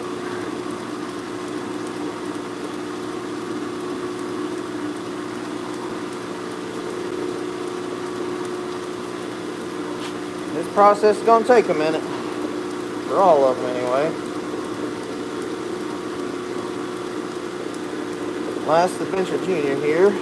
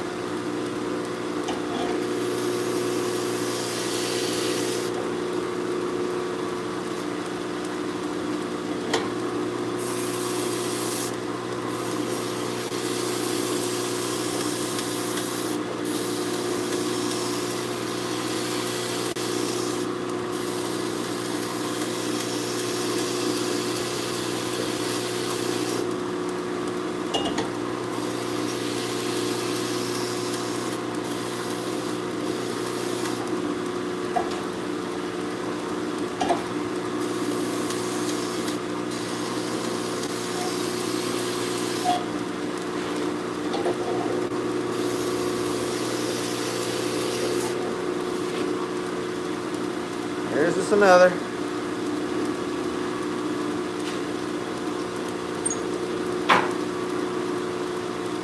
That's 3, 4. That one we put away.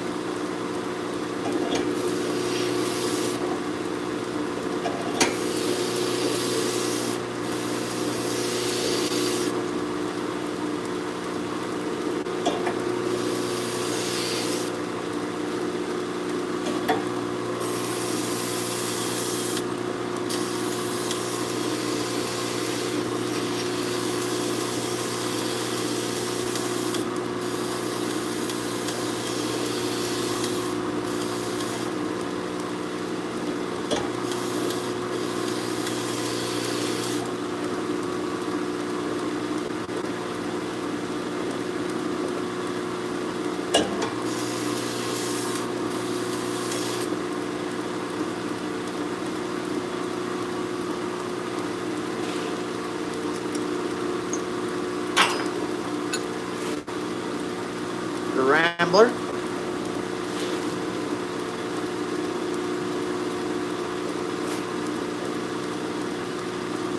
We've got 2 more of those to do.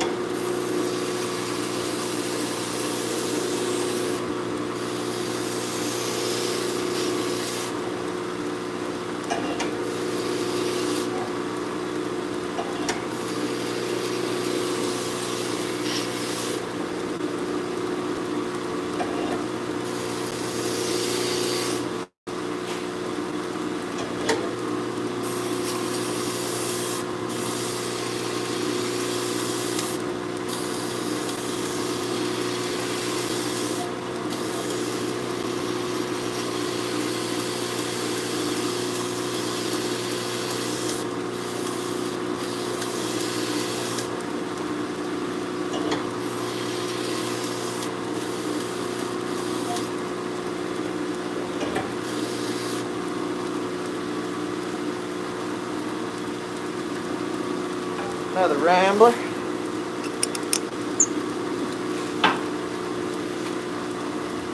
Nice pretty edge.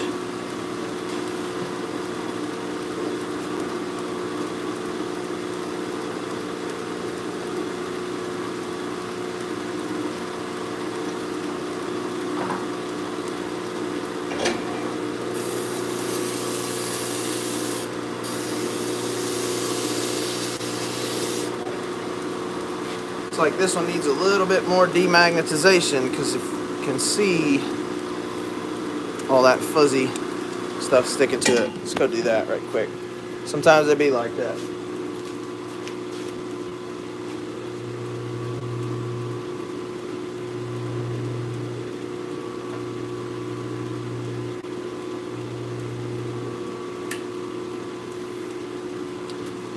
And all that fuzzy little fine steel dust is gone.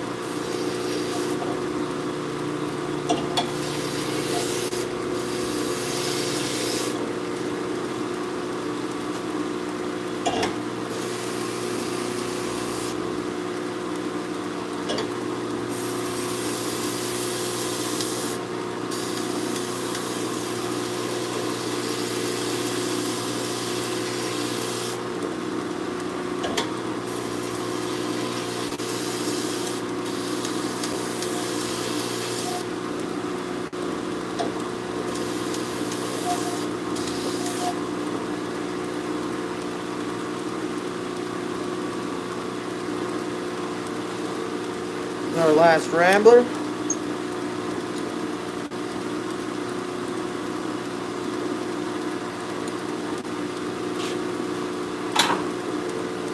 Hey Thomas, there's all kinds of reviews on my my knives, so if you want to check it out, Scab with Choir Boys Cutlery, PBKG, Peterbilt Knife Guy, Sharpens, Ken Faulkner, Tim School of Fish. It's okay, I'm telling you, no worries.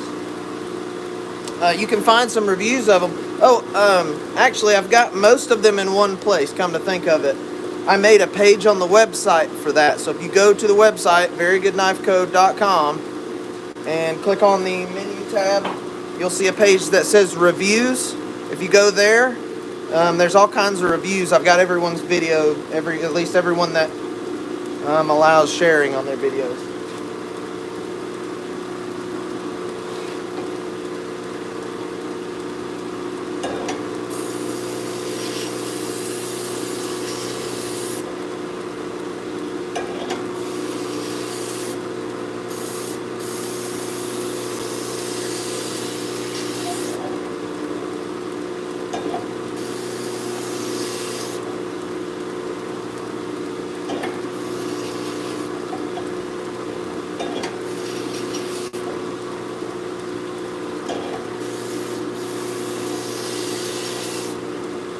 Well, I said all that and I missed two really important reviewers. Of course, Gabe with Last Huntsman Outdoors. You may already know who he is, and everyone else that I mentioned, but Gabe has got some designs with me as well. He designed the Huntsman and the Hawk. I have 3 of those Hawks sitting right here as well that I've been working on today. And then my buddy Tim with Tim's School of Fish, he actually has a brand that I OEM for. I do the making for his brand. It's called Blackwater Knife Co. He's got some pretty sweet designs. I won't have a drop of those coming anytime soon, though, I don't believe. We haven't really got anything planned for that. However, Gabe and I are working on another one right now called the Eagle. So we have,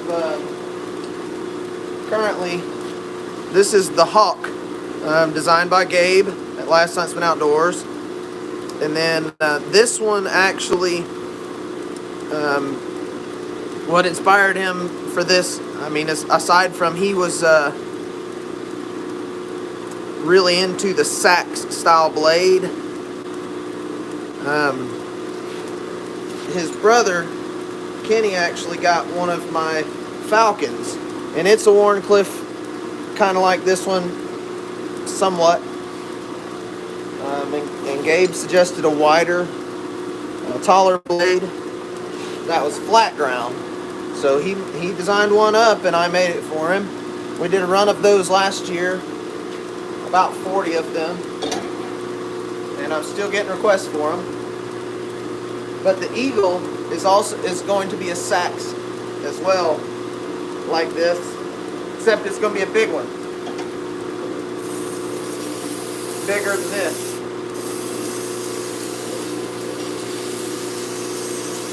So these Hawks are actually extremely awesome and very, very, very handy blades. The tip on the Wharncliffes or the sax style blades seem to never get dull. Even when it is kind of dull, it still cuts because it has a lot of focus pressure.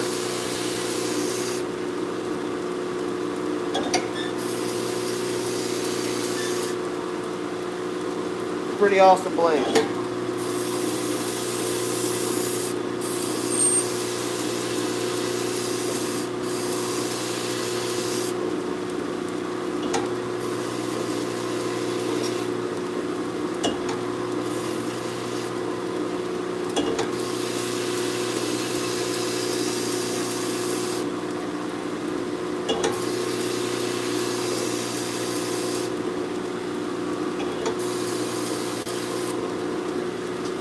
So I'm going to be starting, I'm going to get started on the Eagle here real soon, actually.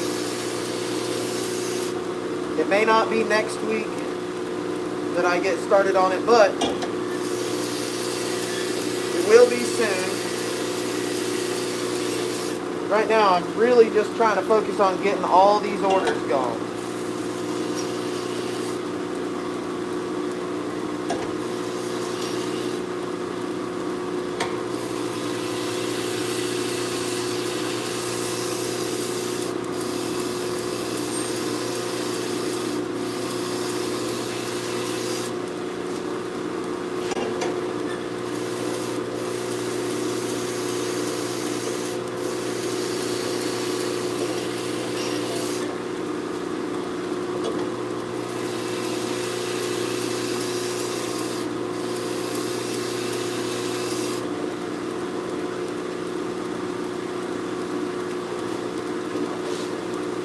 So for a blade like this, I like about 20 to 22 thousandths behind the edge, and that just gives me a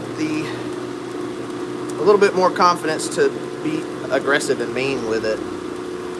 This one's right around that 20,000 mark, and it is really, really nice. It's gonna be super slicey.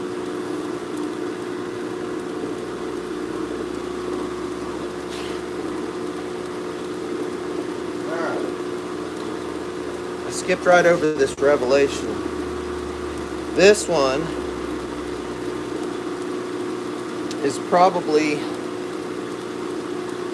well, it's becoming one of the most popular, thanks to Tim School of Fish and PBKG. They have a red one, a red Revelation, and I've made 4 of them in the past couple of weeks.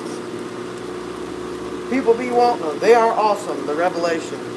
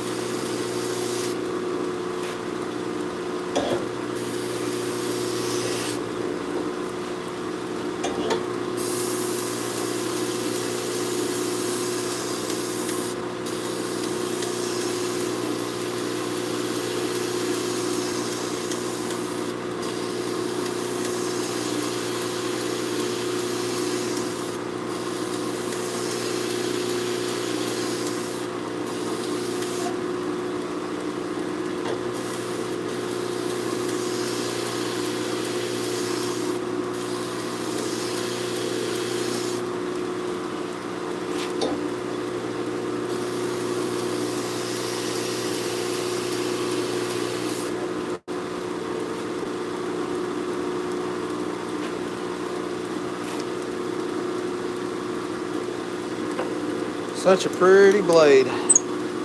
One of my favorites. I am really into big clip points. This is not necessarily a big clip point, but it has a big deep clip, a long clip, and it's got that big sweeping plunge line. Such a nice blade. Just a very slight recurve to the blade. It's very, very small. Very slight recurve.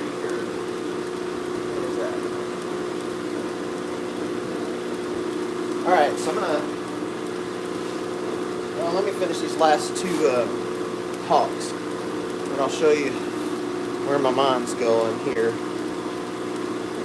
I put them all into a cutlery carrier, like a fancy one that I got at a thrift store. But I put them in there because sometimes when I'm rolling the cart around, they'll kind of bang together after I've done the edges, and then I'll have to take them back to the bell. This is what I'm talking about. So I put them in all in here after I get done running the edges, but I can only do 10 at a time.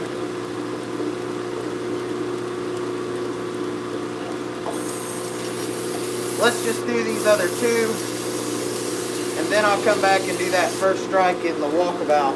Those kind of take a minute. They've got really big and thicker edges.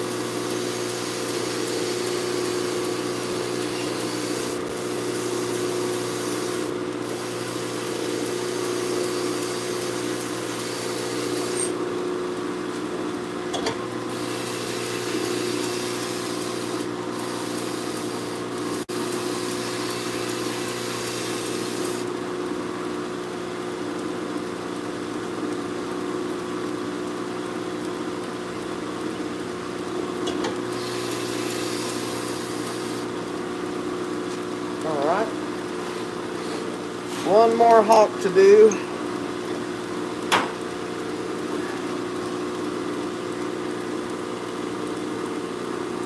Oh, I'm glad to hear that.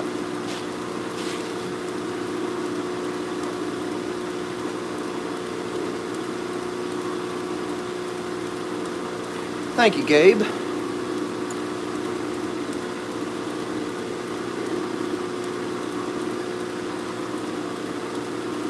And thanks for coming to see me, Thomas. Here I go, have another sneeze.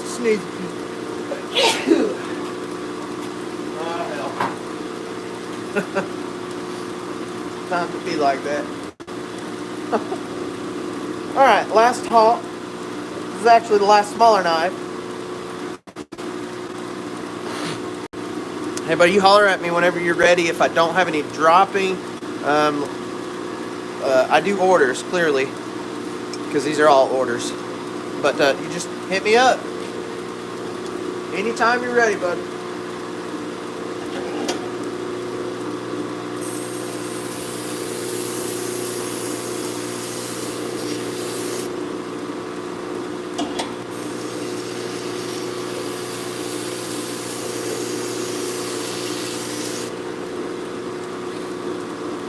I'll be doing some runs of things when I get through all of these orders.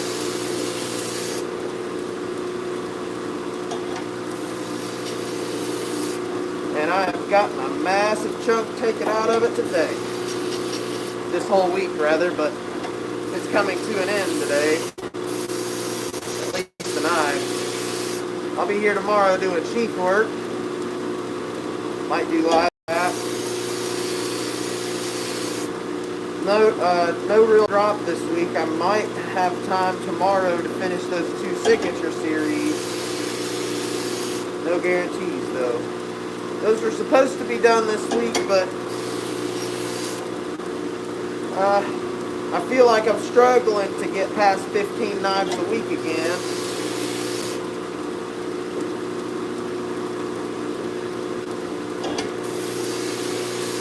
But again, we don't live at the shop anymore.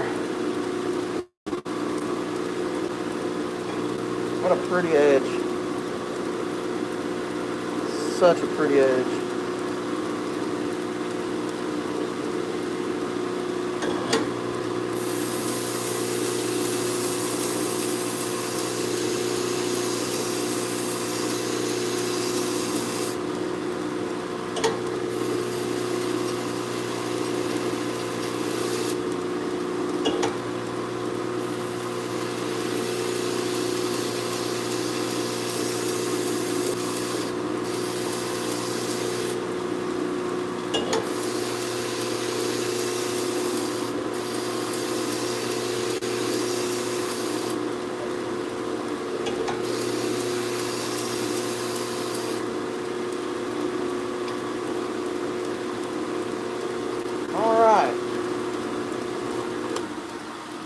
That is gonna, that's gonna wrap up the sharpening on all the smaller ones here. Let me get in here and check the chat. Say hi to a few folks. Curious as to who all is in here. Don't mind my ugly mug for a minute. Hey Jeff, how you doing? Hey Zach.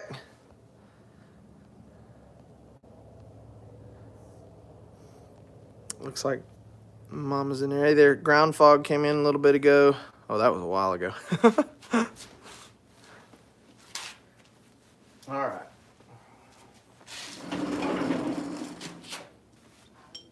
So Jeff is a green fan. Here's some green on a hawk. Jeff has one of these. A green hawk, if I'm not mistaken. And then I got some green liners on this and that tradition here.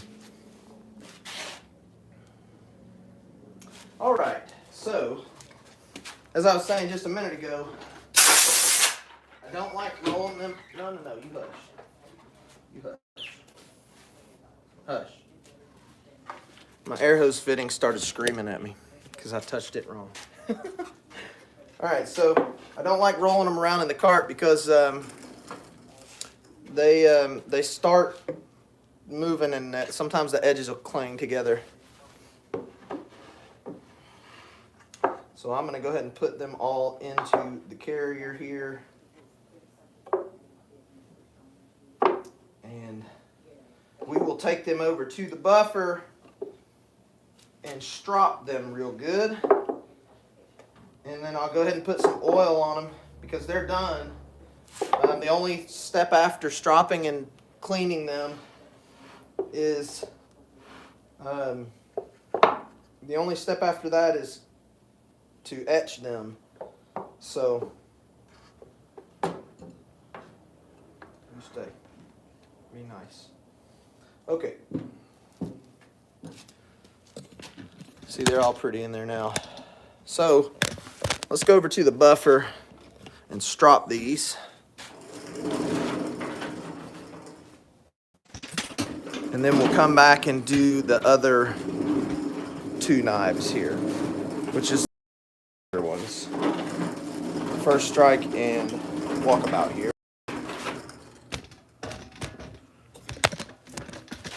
Don't have my trash bags. It's time to make a dump run.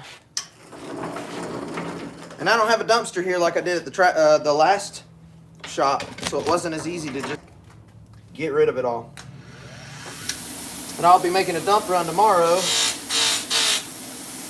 So I'm going to go and get my refrigerator from storage on the trailer. Go bring my shop fridge up and put it in the office. And then we'll take all the trash off.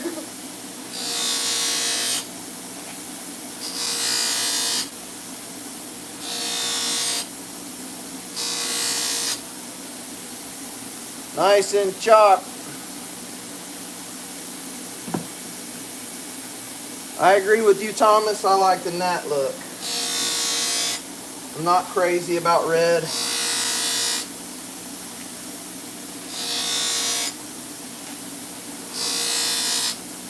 I either carry gnat or green at all times.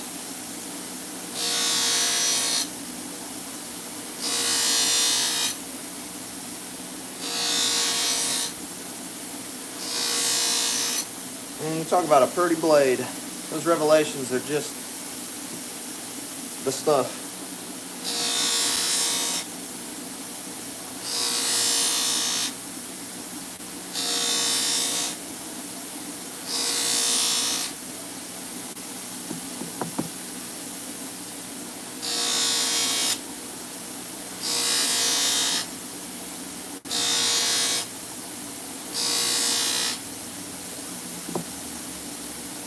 I usually do about 5, and then I'll reflow and add a little bit more buffing compound. I use a single fine, not an extra fine compound.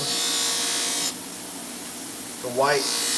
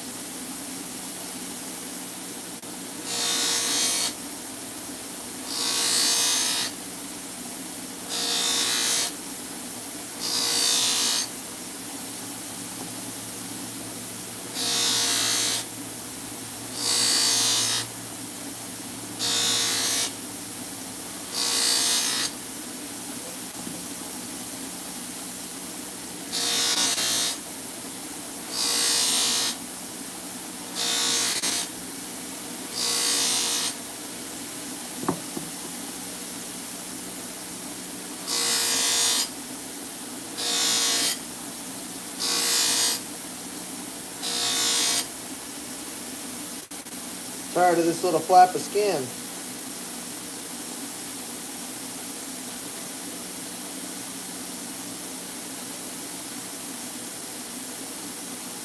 Yeah, there.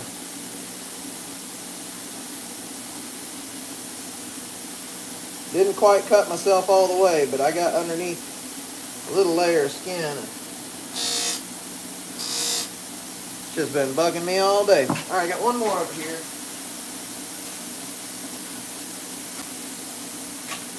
This is that one that had the tape on it. And I'm going to go put it back over there too. Alright. That is all for the stropping on those. There's a dozen knives right here. I just got to make sure that I keep that one little Adventure Junior separated. So I'm going to carry this over to the bench with you. Come on with me.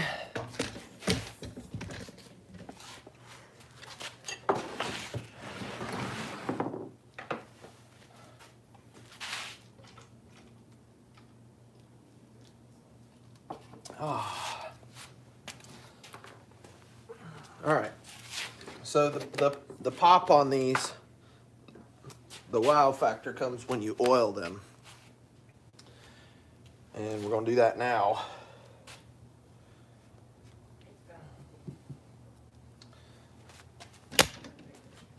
Let's go ahead and set them all out. All right, there's that Nitro V Adventure Junior.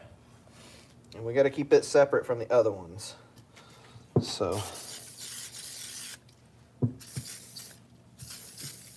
now I'm going to let them set in WD-40 here, and the WD-40 is going to lift all that junk off of the surface. And I won't touch them for a minute. I'll let it just sit there and soak in. Anything that's sitting on the surface will come right off after it sets in that WD-40 for a minute. But you can see there now, those red liners are popping like crazy, aren't they? And that black is a little bit more dark, a lot more dark. Now, this one will be cool, the fat carbon. It is awesome. My goodness. Check that out.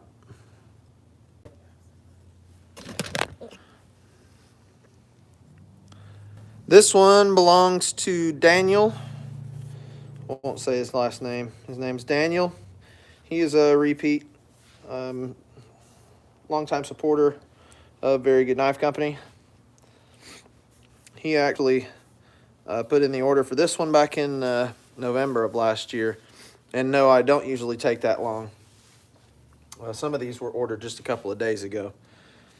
Last week, actually. But I just moved shop over the past couple of months. And I'm just now getting rolling again. Had some power issues. Now we're back going. This is Fat Carbon's Dark Matter Blue over Blue G10 liners. And you know what? I'm making it a point to try and use every one of the Fat Carbons. All of them. I just want to. And I've almost got them all checked off, except for a few little special ones that I can't ever seem to get a hold of because they're always out. I will say that the Dark Matter Blue is probably one of the top 5 Fat Carbons. It is absolutely the baddest ass looking blue that there is. I'm not crazy about blue. I like blue. I would choose it over red. I'm a green fan. But this is just, I mean, it's badass. Bluminati Ninja would freaking love this because it is just his color blue. You know what? It's just awesome. Yes, the Snowfire is awesome. I have used the Snowfire. I have some left. Zach's got one of these Hawks on order with Snowfire. And it's going to get finished up as soon as I get that Fat Carbon in. The blade's sitting over there heat treated. It's got to go through the process, but I've got his Fat Carbon and a couple other people's Fat Carbon coming. And then I've also got this little blade right here was finished up yesterday. I did finish this one on the live stream. I had to set it back because I haven't gotten the Fat Carbon for it either. I don't know why I rushed through it, but when I got back to looking at the order book with all of those, I was like, oh, I guess I could have waited on that. But it'll get finished up soon. This order run right here is mega. This is huge for me, getting this off of my back. And I don't mind having orders. Of course, they make my world go round. But they do hold me up on doing bigger runs when I have a whole bunch of orders. 1 second, Thomas, or Zach. 1 sec. I'll get to it. That'll be the next one I do. All right, here we go. Here's Revelation right here. It's going to look a little different cleaned up. And it has all funky and dusty. This one is 80 CRV2. This fella has 2 knives right here. This one is his as well. So he wanted 2 polar opposites. He got a black with red liners, Hawk Nitro V. And he had this one on order before the Revelation. When last Saturday, when we dropped that Revelation, he saw it and missed out on it and was like, I want to add one of those to my order. So I got one done this week for him along with the other. So he's got a red with black with red G10 liners, and then red micarta with black G10 liners, Revelation. So opposites. Pretty cool. That's what he wanted. That's what he got. And it is awesome. The red actually suits the Revelation pretty well, even though I'm not really a red fan. Yes, I have seen the Black Dunes carbon fiber. I haven't used that one yet either. That's another one. Actually, maybe hold on 1 second. I think I have some. Yeah, Black Dunes. But I don't have enough to do that Hawk. I would have to order another sheet. This is it right here. The Black Dunes. It's awesome. I've done quite a few of it. Maybe I'm wrong. Maybe this isn't the Black Dunes. It's similar. I'm trying to think. Maybe the Black Dunes is the one that's got a little tighter lines and it kind of looks like Damascus. It does look like Damascus. But I've got a whole bunch of fat carbon. That whole box is full of fat carbon. And considering it comes in tiny little sheets, there's a bunch of it here. There's some Lava Flow. Here's some Jungle Wear. I just used this the other day ago, or a couple weeks, a week before last. Here's a Dark Matter Gold. Now, this is another good Dark Matter. This one has a lot more gold than any of the other Dark Matters have their other colors. This one's saturated in gold. I have used the Dark Matter Copper as well. I have some of that in here. Here's the, no, that's not it. This is Dark Matter Copper. And the copper kind of, the gold is not really gold. It's just like a brass foil. It's gold looking anyway. I have a Revelation Nitro V with the snakeskin gold. I preferred it over the copper.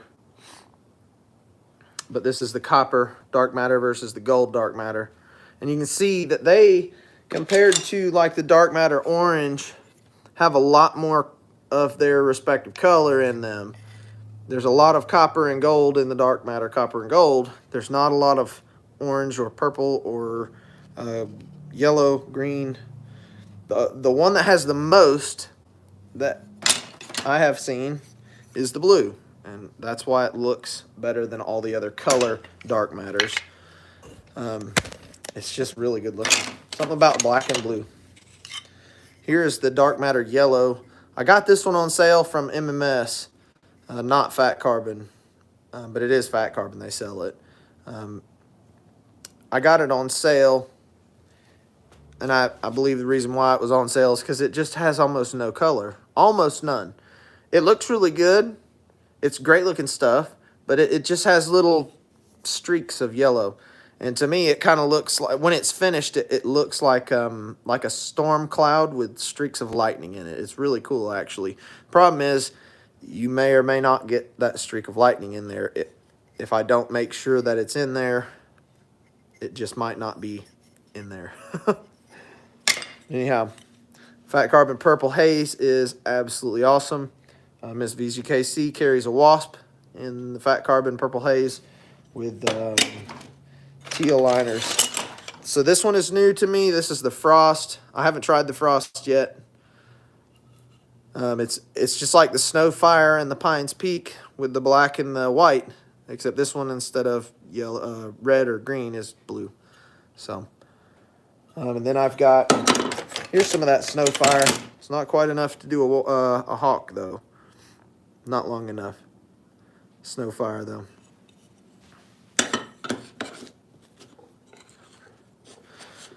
No, I don't do the whole patent and copyright on designs, and I'll tell you why. In order for it to, how do I say it? In order for it to apply, if you're actually gonna nitpick someone or try and go after them for copying your stuff, they have to have it really close to yours. Otherwise, you can just tweak it a little and it's not technically yours. And that's the whole thing with design patents and stuff. Not too worried about it. Just not that big of a deal to me. Yeah, there's that black dune, Zach. I don't know if that's the black dunes or not. I could be wrong about that. I think it is. Anyway, let's get back over here and finish oiling up all these knives.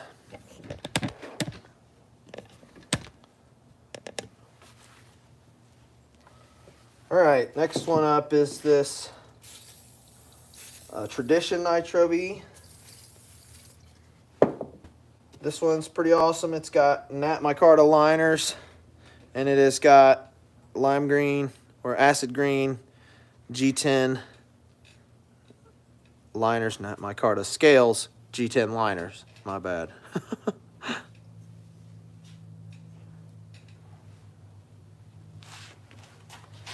All right, and this one I was kind of curious to see. These two knives right here next to each other belong to the same guy. His name's John. John actually just sent me this whole bag full of hand-carved spoons. So John's a big-time supporter of Very Good Knife Company, and I really, really appreciate you, John. If you watch this, go back and watch this later, or if you're on right now, maybe you are.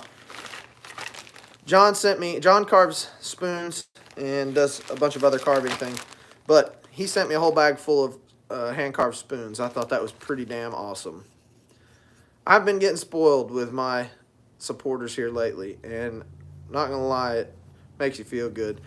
Just recently, actually, Zach in the chat there sent me a whole bag full of knives too.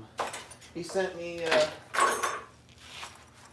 a TKL Accomplice and Work Tough Gear, Steadfast, and a Demco Free Reign.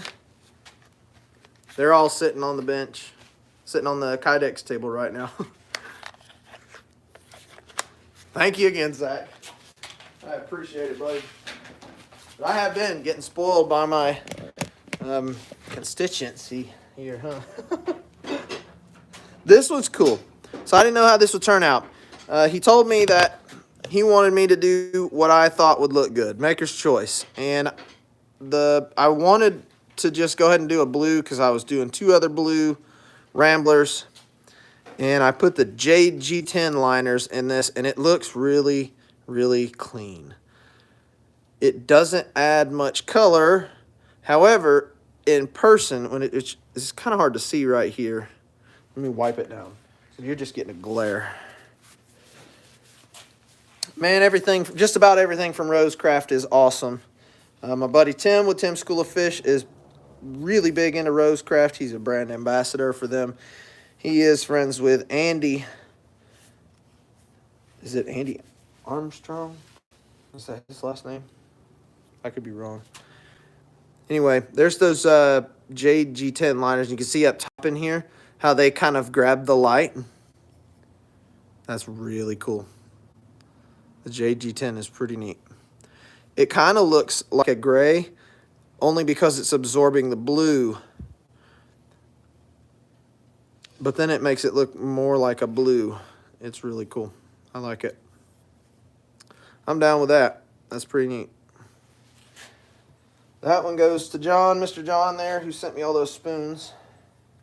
And then that red walkabout over there that we're going to finish here in just a minute, that one is his. He's got 3 of them here. He's got this Tradition.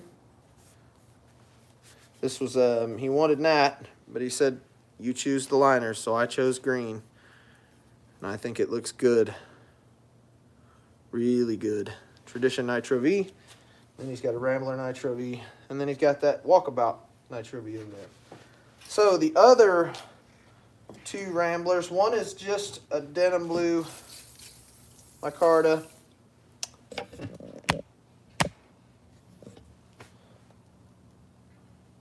And the other is the denim blue micarta with red liners. One of them doesn't have liners.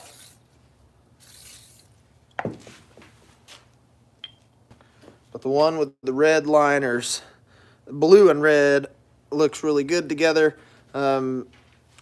It's about one of the few instances where I would appreciate having the red. I'm a Braves fan, have been.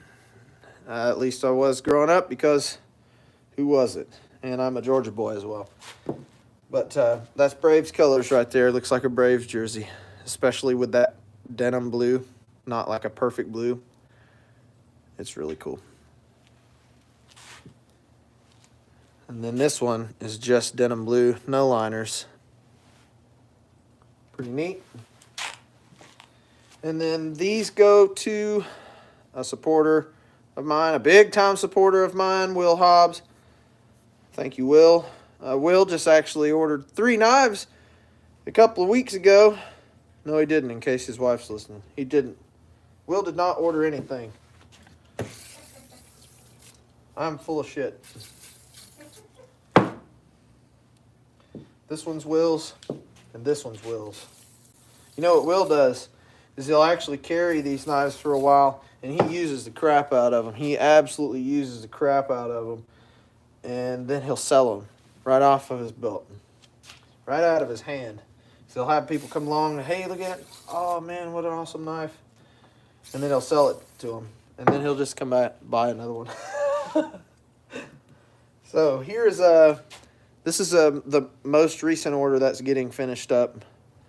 This is an Adventure Junior Nitro V, and this one's got a lanyard hole.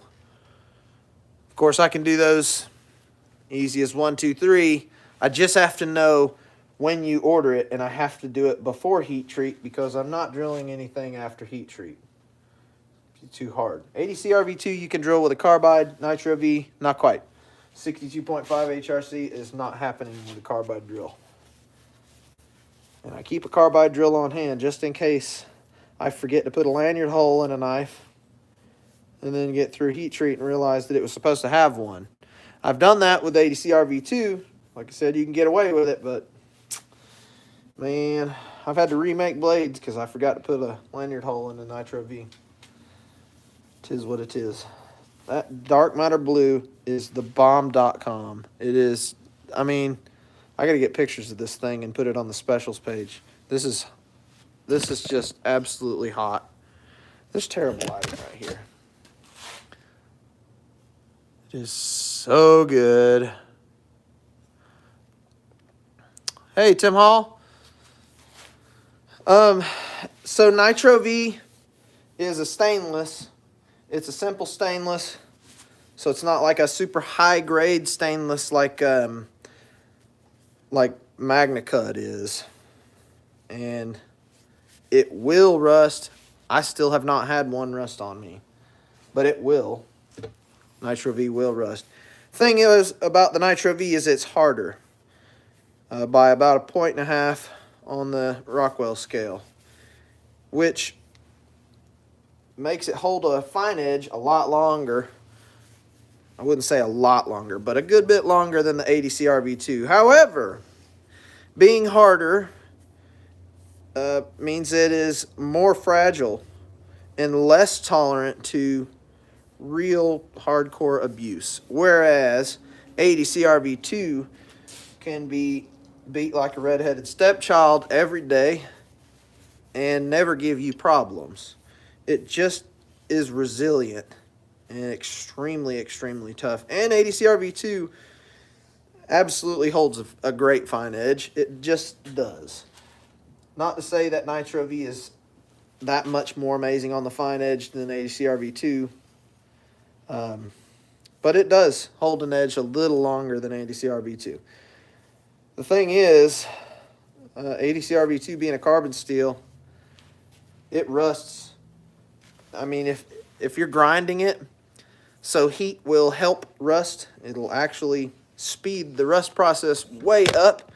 And if you're grinding a wet ADCR V2 blade, it will actually rust right before your eyes.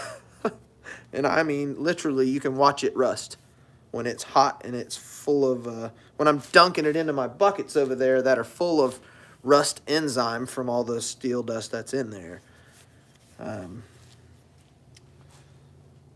So the biggest number one advantage to Nitro V over ADCR V2 is going to be corrosion resistance, for sure. Because the edge retention is, I mean, it's a little more than marginal, but to me, it's marginal. You know, I still have to sharpen every once in a while, and I am more rough on my knives than most people would ever be rough on any knife. I guess I just got spoiled with my own mindset of if I break it, I can just make another one. And therefore, I just started disrespecting my stuff. And then it just kind of turned into a test to see how far I can take the disrespect. But, anyhow, oops. I'm going to use a razor blade and clean up some of the junk on the blades. Sometimes they get a little couple of drops of glue on them from when I'm putting them together, like in the screw head glue. My goodness. So I like to go ahead and clean all the junk out of the joint where the handle face meets the ricasso, or the blade right there. Make sure that there's nothing hiding in there. It also just makes it look a lot better when I make sure that it's scraped super fine and clean. The lighting is terrible over here. I am personally not a fan of D2. I'm not. I never have been. I think it's a good steel. I have used some D2 that I was pretty impressed by. But the thing that turns me off about D2 is working with it. I hate it. I hate working with D2. I've tried a whole bunch of it. I mean, a whole damn bunch of it. And it's not that I don't think it's good stuff, because there's a whole bunch of companies right now using D2. Hell, they have been for a while, but there's a whole bunch of companies using D2 right now, specifically Rosecraft blades that you were discussing earlier. They use a bunch of D2, and it's really good stuff. But I will not be working with it because I hate it. I hate working with it. So D2 actually work hardens, and it's really, really hard to get drawn back. And what happens is, as you so with grinding after heat treat, you run the risk of burning your blade and softening it up, ruining your heat treat. D2, on the other hand, will do that. However, it'll go the other way. It'll start hardening, and then it gets really brittle and it'll crack. Or it'll warp. Just with like 200, 250 degree heat. Now, I'm okay with heat like that on what I use, because as long as I don't get the blade over about 350 degrees, which is where it'll start turning a super light tan color, which you can see. As long as it doesn't get above that, then we're good. We're not hurting anything. Of course, I try not to get them hot at all. It's another reason why I grind with my fingers and not a jig. No gloves. I've tried every way that you can grind a blade. I've tried them all. I promise you, I've tried them all. And I still believe that grinding with your fingers is always going to be the best way, because if a blade starts getting too hot to hold, which is only about 200-ish degrees, and that's too hot to hold for more than just a couple seconds without burning the hell out of you and leaving a blister. If it's too hot to hold, then it needs to be cooled off. And we can get to that point long before we get to the point of ruining them. Now, if I was to wear gloves, which I have tried, you'll end up burning more blades, because you won't notice that it's hot or too hot to hold until it's already burning through the glove. At which point, it's way too late. You ruin the heat treat. So this is the other 50% of the reason why I grind all my blades by hand. No jigs, no gloves. Feel them and make sure that I'm not ruining them. The downside to that is that my fingers are all arthritic. They have also been assisted by other things, like accidents. But thing is, there's nothing I can do about that. 420HC is not terrible. It has to be done right. You're right. It does have to be done right. 440C is a really good steel as well. However, nobody uses it anymore because it's long outdated and better things have come along. But 440C, the best person to ever make anything with 440C, in my opinion, was Ray Ennis with N-Trek Knives. And I'll be totally honest with you. A lot of my inspiration to make the knives that I make now came from N-Trek Knives. Ray was I don't know if he's dead or not, honestly. I really don't. But I used to talk to Ray a good bit. I used to see him when I went to Blade Show. He quit making knives quite a long time ago because his health got real bad. But he did all the N-Trek knives were made out of 440C. And I tell you, they were good knives. And he was a believer in the 440C, at least in the heat treat that he was having them done in. And what happened with 440C, the same thing that's happening with MagnaCut, and just like all the other super steels or the new trending steels, is that it got popular and everyone decided they wanted to try it and use it. And then everyone tried it and used it and did it the wrong way. And then it got a bad rap from them and everyone else that had a knife from them. And next thing you know, people associate 440C with some of the shittiest stuff on planet Earth. And in truth, a lot of the knives that came out over the years with 440C were absolute trash. It's just the way it is. So there's a lot of mixed feelings on the whole MagnaCut thing for the same reason. And we are never going to change, I don't believe, as an industry. I think things will always be pretty close to the same. A new steel comes out, and everything before it was not ever worthy of being called a knife steel, which is an absolute joke to me. But, is what it is. We just gonna keep on trucking with the steels that I like to use. And here, that is specifically ADCR V2 and Nitro V. I personally believe that ADCR V2 is the best carbon steel or carbon alloy that has ever existed.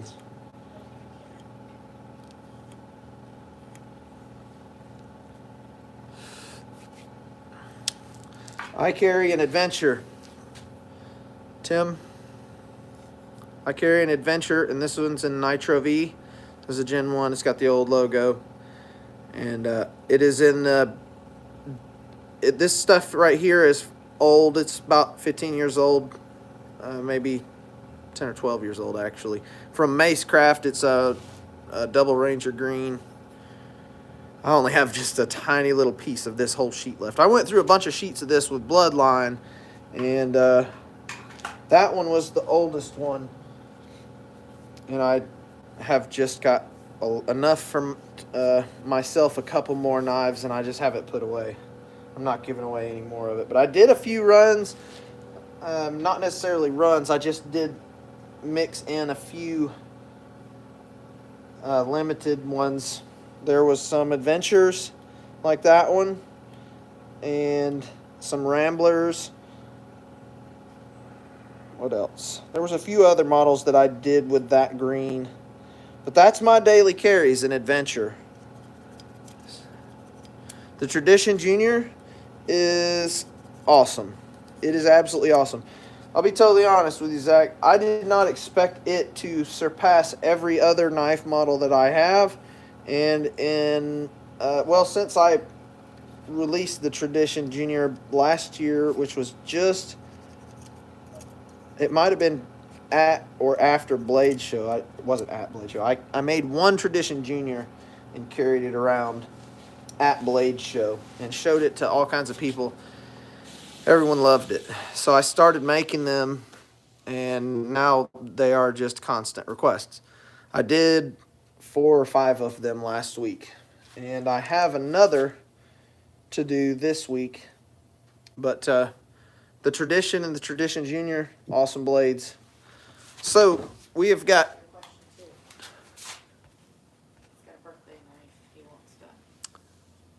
who? Jeff Harmon. Oh, yep. Oh, it's that time again. Okay, Jeff, I'll make you a surprise knife for your 61st birthday. That's in June or July, isn't it? So we did this last year, too. Last year, Jeff got a really awesome Hornet. I think it was a Hornet. Correct me if I'm wrong. I think it was a Hornet 80 CRV2, and I think it had jungle wear and green liners, and it was awesome. A really awesome knife. But yeah, I was going to show you my jungle wear that I carry. Where'd you go? There it is. All right, so August. Yep. Okay, I was close with July. I was close. So I like the green. This is my Revelation, and it's got dark matter snakeskin gold scales with green liners. Nitro V. And then my other EDC, I've carried this one a whole bunch. This is a Tradition Junior, since we were on the topic of that. This is the one that I took to Blade Show and carried and showed off to everyone. This one's got jungle wear, and it's got some ghost liners on it. I say ghost liners because they're really close to the same color as the jungle wear, but they're not. They kind of blend in and they're hard to see, but it's forest green liners. And this one has copper screws, copper Corby screws. That's what I wanted. And I am from Cleveland, Georgia. Good to see you. I'm going to set these back in my bag. And then I'm going to go ahead and finish sharpening these other 2 knives. Got 2 more right here. So let me swap cart and camera.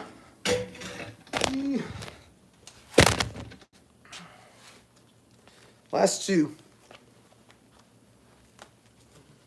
Let's go ahead and get these sharpened up. And then we're probably going to take off. Hell, it's 6:30. Working late today. All right. I'll do the walkabout first. So the walkabouts, I like them kind of thick behind the edge. This one's about 35, maybe closer, 38. And I intend for these to be used hard. That's how I use mine. That's what they're built for. But even though they have a relatively beefy edge, it's not a super thick edge. I would just call it a little more robust. Even though they do have a thicker edge, I do lay them back with that 17.5 degree bevel or edge, and they're super slicey still. So these take just a second to sharpen too.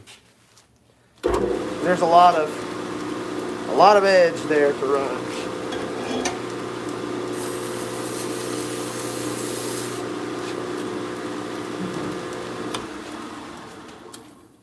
My belt, I did notice it when I was sharpening the other ones. My belt is a little more slack than I want it.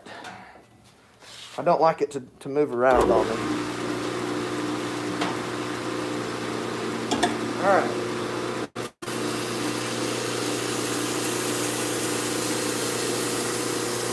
Woo, 4 hours on this live stream.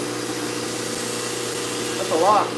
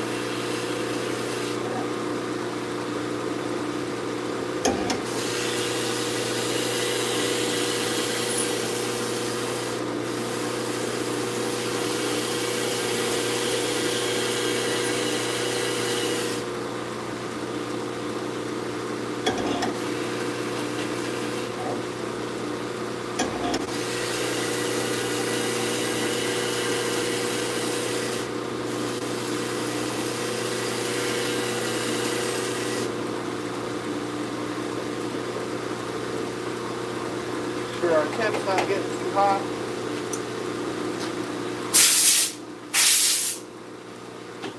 It is something I have to watch out with on these really big ones. Is overheating them, which I don't want to do.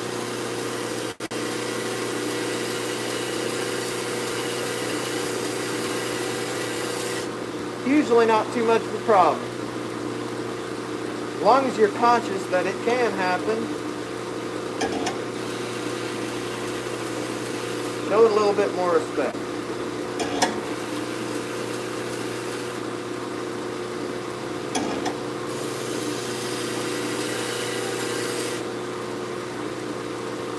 Alright.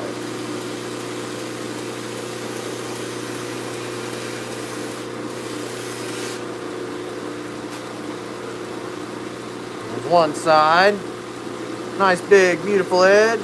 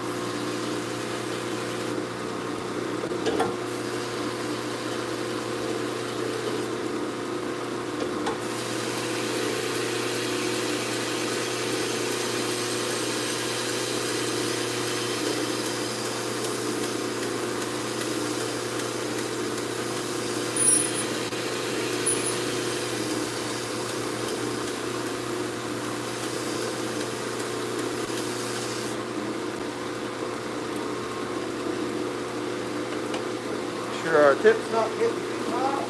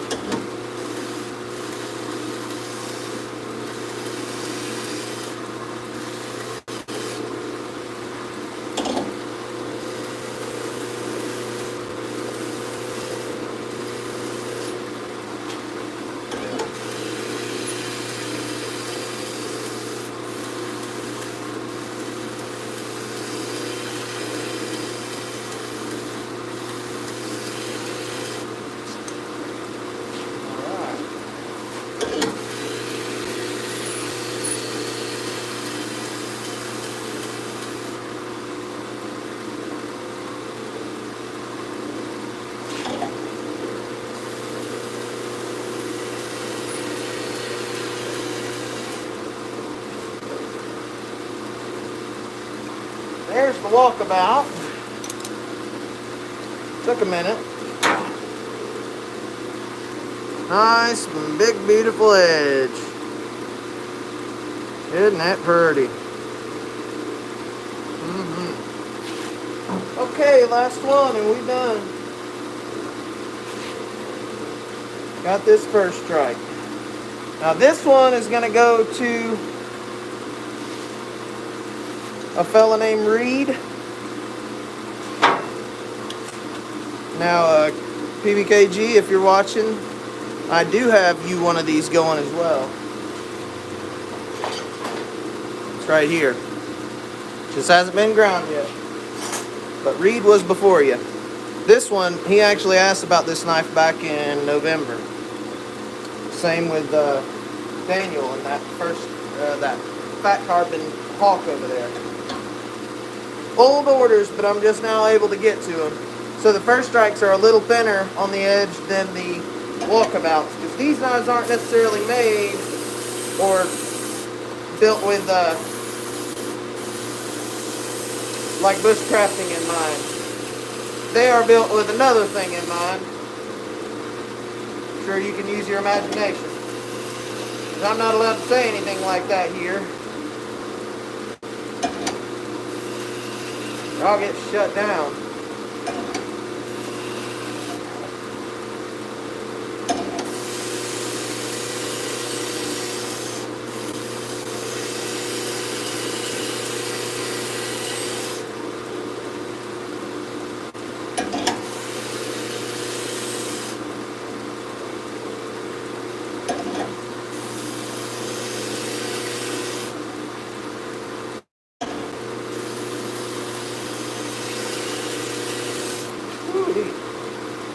Pretty blade.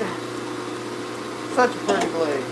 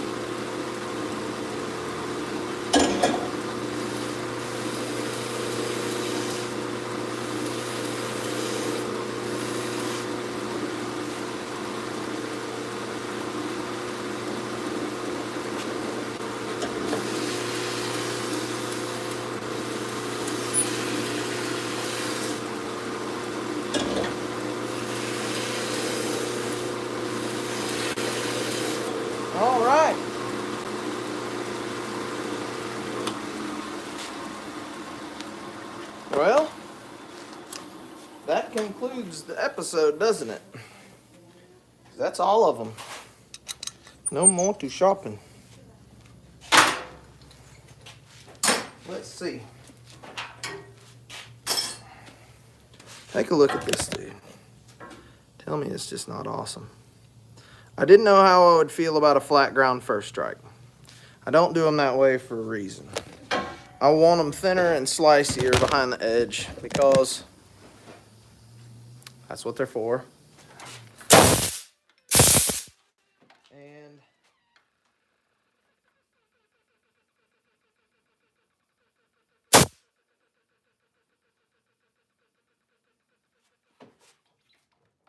hush. Screaming at me. Listen to it.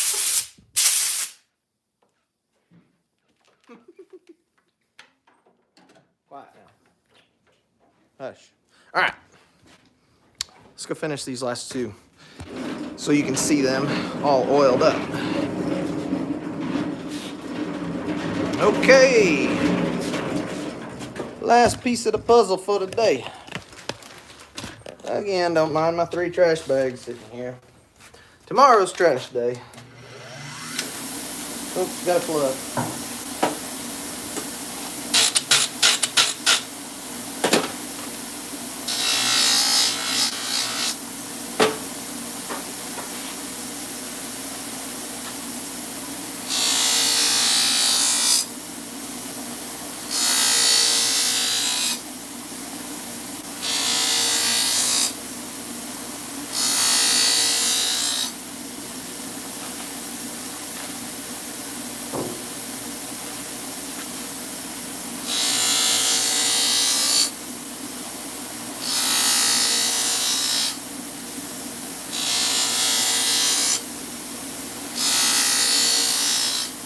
Well, that is a wrap for machinery.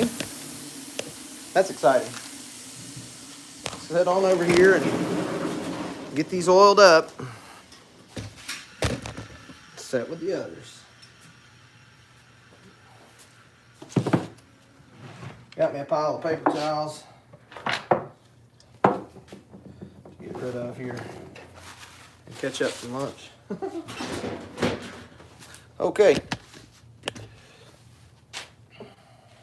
Let's see what we're at. Now this one's I can see it's got some junk up there by the handle face in the ricasso area. I'm gonna have to take care of that. So does this one. All right.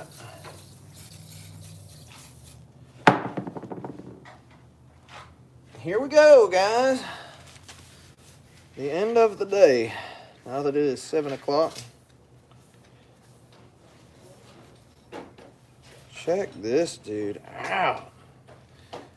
Alright. I'm sold on the whole flat ground first strike now. I'm sure once PBKG gets his, everybody's going to want one too. So I might wait on that run until he gets his. Look how pretty it is. Golly. Yeah, I'm sold on that. I'm going to have to make a run of these.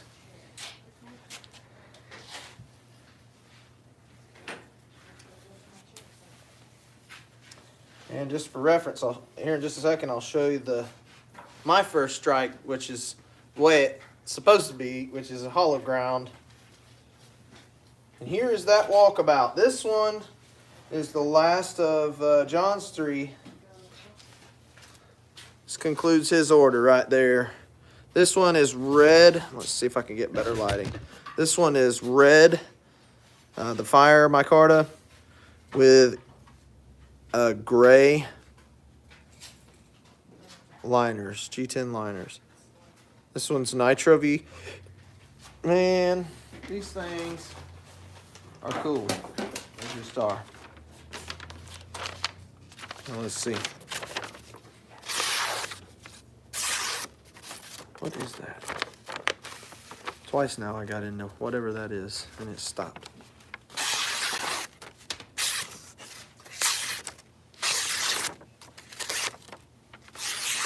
No, I'm not sure he will hit any nails with it. He might. I'm waiting on it. I hope he doesn't. I think it should be fine. I'm pretty confident that at least the first strike will be fine. But I'm hoping that he doesn't try with his Revelation, because that thing's like 10 thousandths behind the edge. And it should survive, but it may take damage. I'm not going to say that it's not, because I mean it's an abuse test. However, I did do a nail cut test. I have a video for anybody wondering or wanting to see me torture a knife. If you go through my channel, which, by the way, if you're new in here and you have not subscribed already, do subscribe. I believe you'll enjoy it. If you go through my channel and go back to, you'll see a Nitro V torture test, and you'll also see an ADCR V2 in there. I did cut nails, and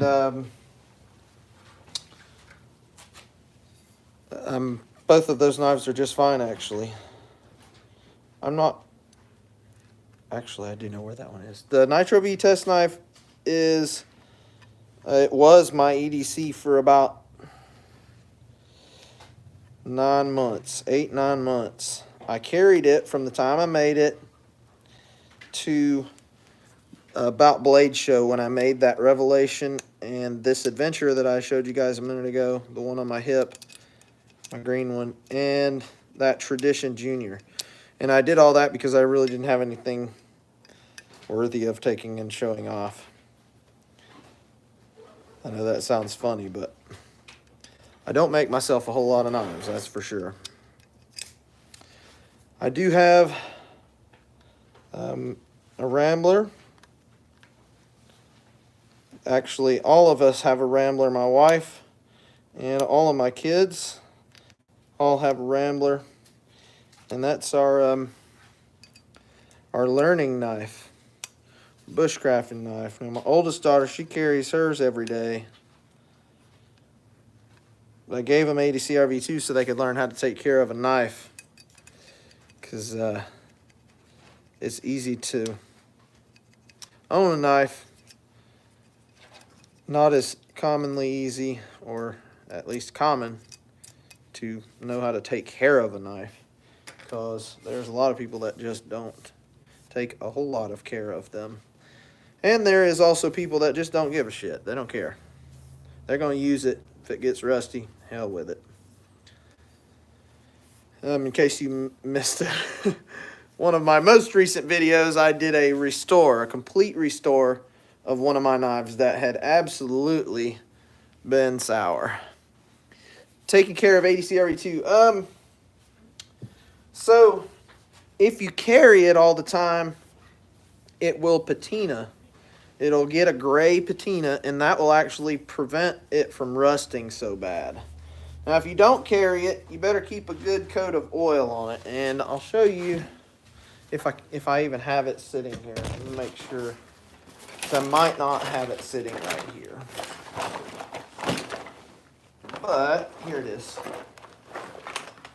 So, I met this fella and his wife at Blade Show last year, and he gave me this after talking for a while. I'm still up in the air whether or not I want to order like bucketfuls of this stuff, because I want to make some little tiny tins and include them in the knife, like a package. But this is just a wax, and it is beeswax, cocoa butter, castor oil, and sweet almond oil. That is the 4 ingredients that this consists of. It's pretty good stuff. However, I don't feel like it's the best. If, though, you don't use or carry your knife, ADCR V2 knife, all the time, you're going to want to coat it in some kind of treated wax like that and keep it thick coated. When you go to use it, then you can just buff it off and it'll be fine. But you're going to want to keep an oil wax on it. An oil treated wax. That one has the sweet almond oil, which I don't know how necessary that is. And then you've got the castor oil. Now, as far as oils go, my favorite oil for oiling ADCR V2 is mineral oil. It's clear and it won't discolor any of your micarta. WD-40 doesn't really discolor it. It just brings out the color. It's also a clear oil. But mineral oil is a good one. Mineral oil is really thin and it'll penetrate really good. So you can take mineral oil and get it warm and soak your 80 CRV2 knife in it, handle and all, the whole thing. And it'll get up underneath the scales and it'll penetrate into the scales, which will keep lubricating underneath the scales. And it will keep it shiny for a good while. Mineral oil will. So the key with 80 CRV2 is trying to keep it from getting that first rust spot. Once it does, if you don't use like a rust eraser, for those of you that are not familiar, this is a rust eraser. You can get them on Amazon for basically nothing, like a couple bucks. And all it is an eraser with some grit in it, like a super, super, super fine grit. Now, if your knife gets a little bit of oxidization or discoloring, you can use this. It'll brighten it right back up. This is equivalent to like a, I don't know, like a 2000 grit sandpaper. It's really fine. But anyhow, rust eraser is a good thing to have on hand if you have some 80 CRV2 or any other carbon steel knives. Rust eraser, some good wax, and some mineral oil. Those are some 3 things that I would like to have on hand at all times if I owned a bunch of carbon steel blades. So guys, we are actually going to get out of this shop. It is 7 o'clock. We haven't had dinner yet, and we're all ready to get the hell out of here. So it has been a hell of a day. I appreciate everyone sticking around for my 5-hour live stream. If you are new here, I'm Jacob with Very Good Knife Company, and this has been a full-ass episode of making knives. I appreciate everyone for your support. If you would like to continue to support Very Good Knife Company, you can follow us on verygoodknifeco.com. Subscribe to our newsletter. I send them out at least once a week if I can. Also follow us on Instagram, Facebook, everywhere else that there is a place to post stuff. And of course, hit that like and subscribe to the channel. I appreciate you guys for watching. Thank you to all my regulars, and thank you to everyone else that is just joining in for the hell of it. I appreciate your support. Have a good one.